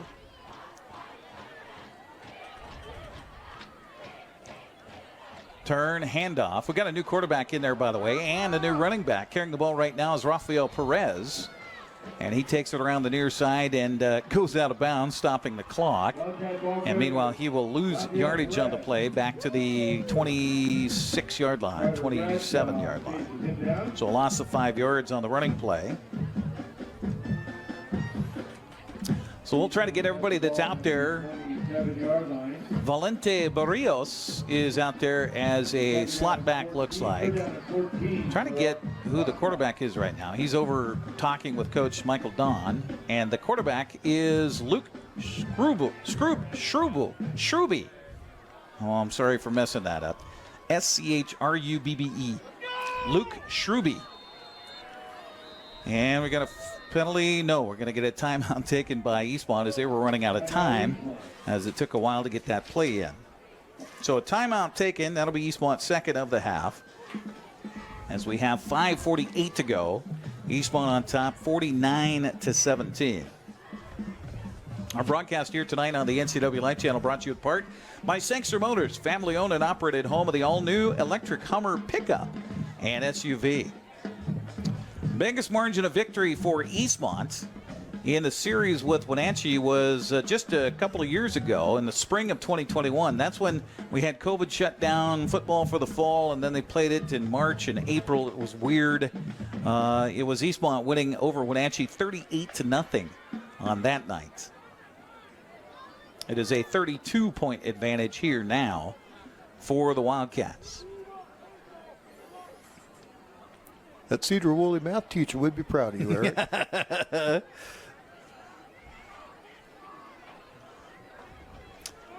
Mr. Lindell helped me a great deal in high school. He's my algebra teacher. I didn't get algebra at first, and then he took some extra time with me, and then I went, oh, the light bulb went on, and then I got into college and tried algebra again, and that was a whole different game. Splitting out wide to the left here is Grant Johnson here for Eastmont. And we got movement up front. The right tackle went across just as another man came in motion. Valente Barrios was in motion. And so we'll get another 5-yard penalty whistled against Eastmont here. And not what the coaching staff wants to see, with 10 penalties on the night now and 87 yards. And the clock stops. And the clock stops. course, the clock was stopped after the timeout. Third down and 19, Eastmont. So 3rd and 19. They can get a first down. Wenatchee, of course, would love to give the ball back to their offense for one more chance here. Turn and hand off to the running back. And again, probably a negative play. The ball came out, and it is covered by whom?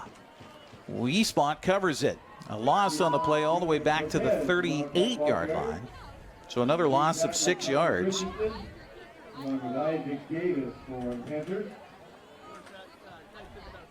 Again, it looked like it was. Did you see who that was on the carry there? Julian Cortez. Julian Cortez. Okay, so that was 36 on the carry. Unfortunately, he's got 2 carries and minus big time. 3 minus 5 yards. Yeah. That was his first negative carry. So 4th down and forever, and Eastmont's going to go for it here. Why not? Give the youngsters a chance to play. Handoff over to the right side is Barrios. And Barrios has a better gain this time around. Inside the 25 down to about the 21-yard line, but that'll be over on downs after the 15-yard play. So it goes over on downs, and Wenatchee will take over with 4:53 to go here in the ballgame. They'll have it first down at their own 21-yard line. Great crowd turned out tonight here for this one. And it was good for a while, but Eastmont kind of turned on the Jets midway through that second quarter, scored a big 47-yard touchdown run by Austin Ruffins, and that was kind of it for the game. They scored on the second play of the second half. Gunnar Peterson, a 65-yard touchdown run. It's been all Eastmont here in the second half. Handoff up the middle for Wenatchee goes to Jake Devereaux. Actually, he kept it himself. Looks like Jake's back in there at quarterback here for Wenatchee. So the ball is out to the 29, so a gain of 8 yards for Jake Devereaux, who's out there for Jackson Bishop. But looking ahead for Wenatchee, they got to take some positives out of this tonight. I think they found a quarterback who can certainly lead them and throw the football, and that is Jackson Bishop. Back to pass Devereaux. Throws over the middle. The ball caught by Babst and is able to hang on to the football and still keep his feet and then get up near the first down yardage. Going to be close. I think they're going to be just a little bit shy. Holding on to the tackle is Christian Nevers. It'll be 3rd down and about a yard or less than that here for Wenatchee. You going to say that's the length of the football this time there, Paul? Yep. Okay. Mr. Eagle Eye up here. Splitting out wide to the right is Galvin for Devereaux. Devereaux turns, hands it off, and dive play up the middle for big yardage and more, and that's Flugie across the 45 out to the 46-yard line, and he will get a first down. 16 yards on that dive play for Jack Flugie, the 6'2", 230-pound junior, showing he'd love to run the ball a little bit more for this Panther offense. Hey, he's got 37 yards tonight. Nice game by Mr. Flugie. 3 receivers wide right here for Devereaux on 1st down and 10. Back to pass, looking over the middle. Now not finding anything. Going to run it himself across midfield into Eastmont territory, and then tackled out of bounds. And that's a youngster trying to make a play over there and doesn't know where the out-of-bound marker is. And he will be whistled for a little extra there and a 15-yard tack on. So the gain was to the 44 of Eastmont. That was good enough for a first down, 12 yards on the play, and then add 15 on top of it. So 102 yards and penalties unofficially here for Eastmont in the ball game. After they mark this one off, or are they? Yes, they are. Yeah, they need to. It's a dead ball. Yeah. 3:16 to go as the play was out of bounds, and then the hit came way out of bounds. And after the penalty, it'll be first down for Wenatchee at the 28 of Eastmont. So Panthers a chance for their 3rd touchdown of the night. Might heal the wounds a little bit heading into the weekend. Devereaux fakes the handoff, throws over the middle. The ball caught by Rivers Cook, and he is tumbled down inside the 10 to about the 7-yard line. Gain of 21 yards on the pass play. Down to the 7 for Wenatchee. And a guy like Rivers Cook, who's 6'4" and 210, he's a big target over the middle. Devereaux hands it off to Flugie. Flugie dancing, and he will get into the end zone. He's close. Yes, touchdown, Wenatchee. Touchdown, Wenatchee. Ball carrier. So Flugie gets it in from 7 yards out.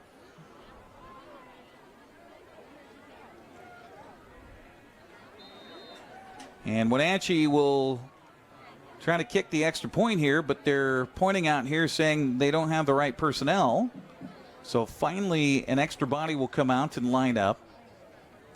Boy, about week 3 of the season, you hate to see some of these special teams problems. And the kick is through by Sanchez. We'll take a 60-second break and come back. 2:47 to go. 49-24 is our score here at the Bridge of Sportsmanship on the NCWLIFE Channel.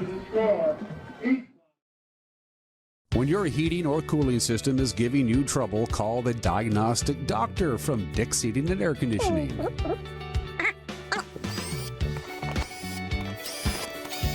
Here's the culprit right here. All joking aside, when you call Dick's, you're calling 35 years of experience at customer service right here in the Wenatchee Valley. Dick's strongly believes in repairing before replacing, and they service all major brands of HVAC units.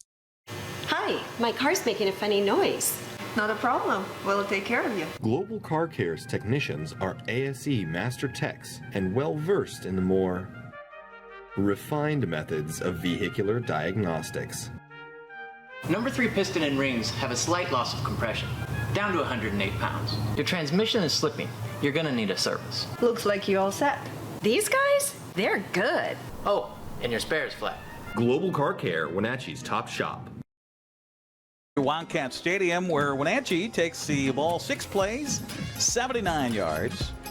They took 2 minutes and 14 seconds off the clock to score. Flugie from 7 yards out. Extra point makes it a 49-24 ball game here in the Bridge of Sportsmanship. Appreciate you joining us. I'm Eric Granstrom along with Paul Collard here on the NCWLIFE Channel. My second chance to get to work with you, sir. Thank you very much for filling in for Grant Olson. It's been fun. Thanks for the call. Grant's visiting a family in Montana this weekend. Looks like Wenatchee's going to possibly try an onside kick here, so why not? You got 2:47 left in the game. Chance to practice this when you don't really get to see it much in game situation. Sanchez approaches, and he will just kick a line drive, and it will head towards the out of bounds. No, it'll stay inbounds. Finally be collected back there on the return to the 10-15. I think that's Colby King on the return. And a little pushing and shoving going on between a couple of combatants on the kickoff return, and it will be Eastmont football at its own 14-yard line. So a chance for the Wildcats to get the youngsters out there again with 2:41 to go here in the ball game. A lot of fresh jerseys out there, Eric. Yeah, definitely so. Let's see if we can get some of those names out there for you. Ernie Villa is on the offensive line. He's out there along with Damian Arellano. As my old eyes squint to see numbers. Man in motion. They're going to hand it to the motion man. And that's a big fella come around the left side to the 20-25 and then hit out of bounds hard at the 30 with the carry for Eastmont. It's Rafael Perez. Good gain on first down. He'll put him out at 31. 17 yards on the running play for Perez. Slot man to the left side is Valente Barrios. And again, the quarterback, Luke Scrooby. And a handoff around the right side, and slipping down this time is Valente Barrios. And slow to get up after tripping him up is a Wenatchee Panther, Isaac Davis, slow to get up. It looks like he might, just be a fatigue factor. That's what Coach Scott Devereaux told us before the ball game here tonight, that He's one injury away from not having enough linemen, and that is a scary situation here for the Panthers. Yep, a lot of games left, a lot of snaps left this season. So Scrooby up there at the line of scrimmage again, under center, getting everybody lined up properly. Here coming up on a second down play after the gain, and now we got flags down again. Another false start. And another false start going to be coming against the offense. So that'll back him up here to the 29-yard line. And unofficially 12 penalties for 107 yards. And you're still up by 25 points with my Quincy High School math. By the way, happy reunion last weekend. 45th, outstanding time. Class of 77. Did I see that? Okay. 77. All right. Go Jackrabbits. Handoff up the middle. Dive play. Look out with the ball and a big gain. It looks like Colin Babst. And he's finally, I saw 22, it's 23. Tristan Wood on the carry, or was that a 22? Okay, 22. I had it right to begin with. Colin Babst on the carry all the way to the Wenatchee 35-yard line. And that carry is good for another Eastmont first down. So 6 yards on that running play.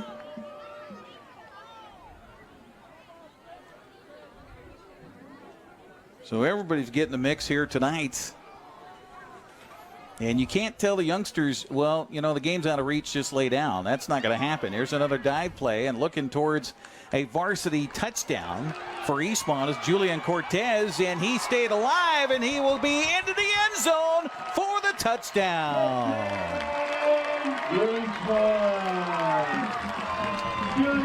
Julian Cortez, the 5'7", 155-pound sophomore, just would not go down, and he will take it in from 35 yards out.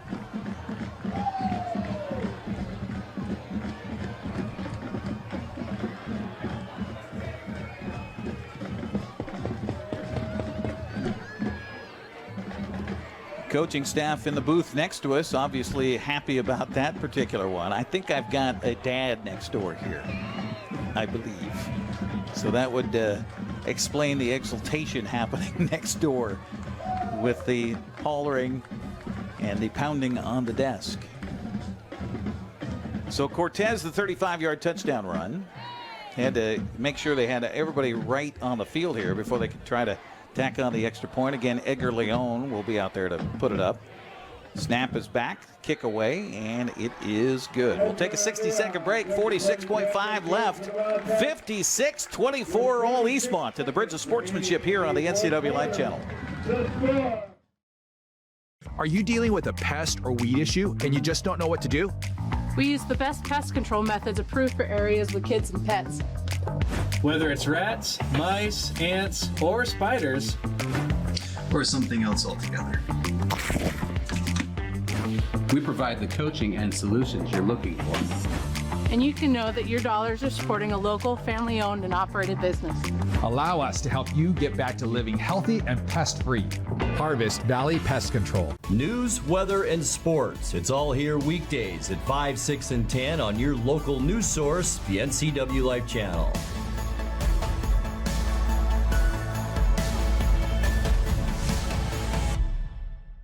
The NCWLIFE Channel offers marketing packages that help you build your brand and sell your products and services. From traditional TV ads to targeted digital campaigns, let us help you build your customer base. Call NCWLIFE Channel today.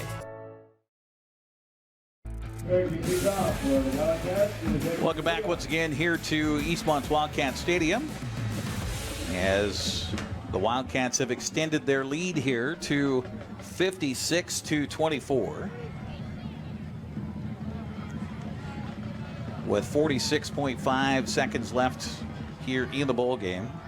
It was a 5-play drive. Started at their own 14-yard line, so 86 yards on the drive.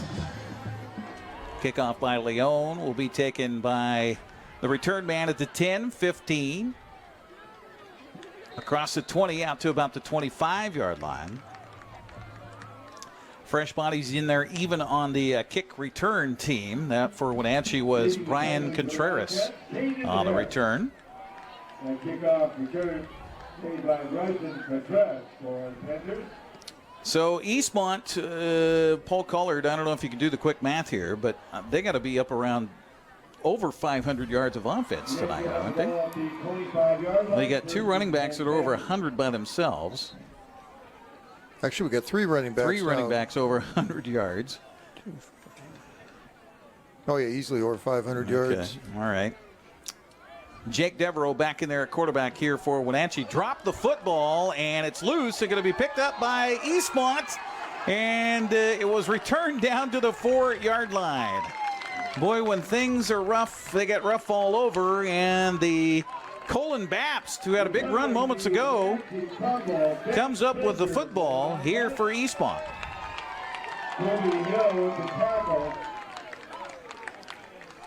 So a fumble gives Eastmont the football back at the 5-yard line. And you don't want to put salt in the wounds here, so if you are the Wildcats, I say you kneel down here and just let the 32 seconds go off the clock. But you also have a bunch of youngsters out there that really want to make something happen. 454 yards of rushing here for Eastmont, 633 total yards of offense in complete domination here tonight. So again, Shrewby will just take a knee and then is belted down by Evan Burdan. And for this senior, you can understand a little frustration here because he has never in his high school career beaten the team across the river. And that streak will continue here as we have 10 seconds left on the clock in a total domination here, especially in this second half by the Eastmont Wildcats, as they have now beaten Wenatchee 7 times in a row. For the 6th time in a row, they will claim the Bridge of Sportsmanship trophy, and it will stay right here in the trophy case at Eastmont High School after they defeat the Wenatchee Panthers 56-24. We'll take a break and come back and wrap it up here from Eastmont High School after this here on the NCWLIFE Channel. Hello, television family. Grab your cup of coffee each weekday morning and join me. I'm Dan Kuntz, the host of Wake Up Wenatchee Valley. It's Wake Up Wenatchee Valley. It's everything you need to start your day. We're live and we're local at 7 a.m. every weekday on the NCWLIFE Channel. Thanks to Les Schwab Tires, I'm a confident backseat driver, but Mom's a little stressed about spending. Remember, deep breaths and watch your speed. Even though we're watching our wallets, Les Schwab is still watching out for our safety. So turn here. Don't stress, just save up to $250 on select tires with financing at our Les Schwab Fall Tire Sale. Les Schwab Tires, doing the right thing since 1952. When you call Dick's Heating and Air Conditioning, you're calling on 35-plus years of experience in the Wenatchee Valley. Spending extra time in your home, you may have discovered an unwanted aroma. Stinky feet, pets, who knows what. Call Dick's today about installing their Train Clean Effects electronic air cleaner or a Rheem Halo ultraviolet air purifier. Either way, the air quality in your home will be improved. Proudly servicing all of North Central Washington, call 884-6444 today. Get your body moving. Tune in for Vibrant Motion, featuring low-impact aerobics hosted by Connie Townsend. These workouts are great for all ages. Vibrant Motion brought to you by the Wenatchee Valley Senior Activities Center, weekdays on the NCWLIFE Channel. We were in Roseburg in the early 80s. Our oldest son, Dan, was a defensive back, a starter on that team.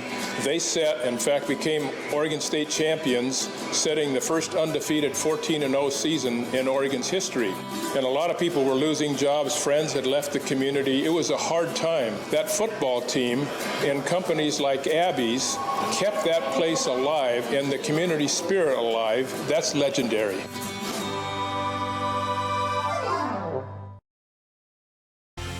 Welcome back once again here to Wildcat Stadium, where the Eastmont Wildcats had defeated the Wenatchee Panthers in the 19th version of the Bridge of Sportsmanship, 56-24.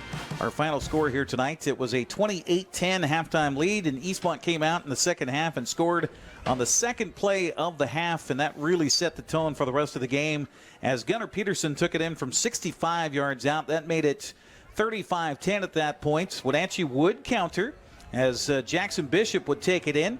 for the touchdown from a couple of yards out, capping an 8-play, 68-yard drive.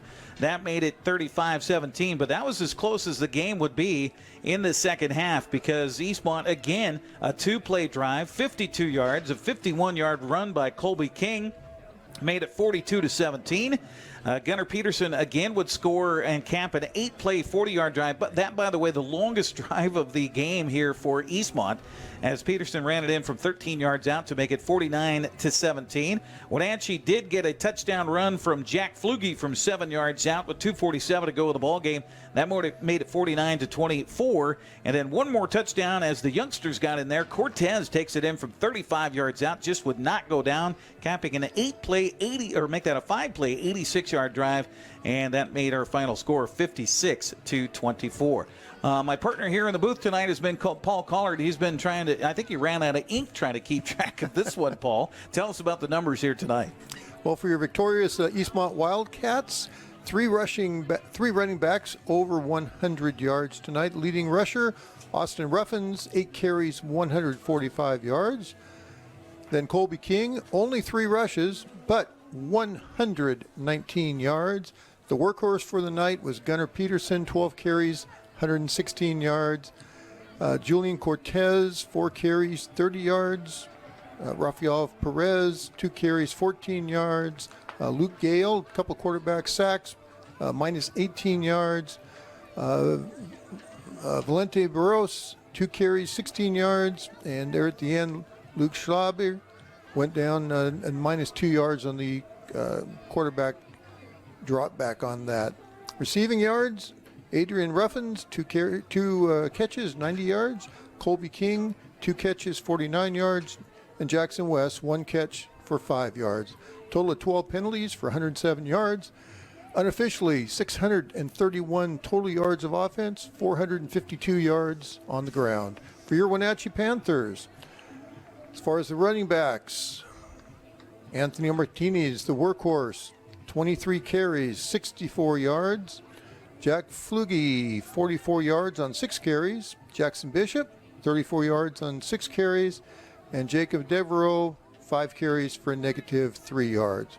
As far as passing, Jackson Devereaux, 10 for 19 with 149 yards in the air. Jacob Devereaux, 6 for 7 with 57 yards in the air. Receiving yards, Aiden Babst, 5 catches for 64 yards. Rivers Cook, 2 catches for 36 yards. Mason Galvin, 2 catches for 36 yards. Caden Viel, 3 catches, 34 yards. Anthony Martinez, 1 catch for 10. And Ethan West, 1 catch for 17. The Panthers were penalized for 6 times for a total of 35 yards. Eric, back to you. All right, thank you much, Paul. Appreciate our crew here tonight. That included our line producer, Dan Kuntz.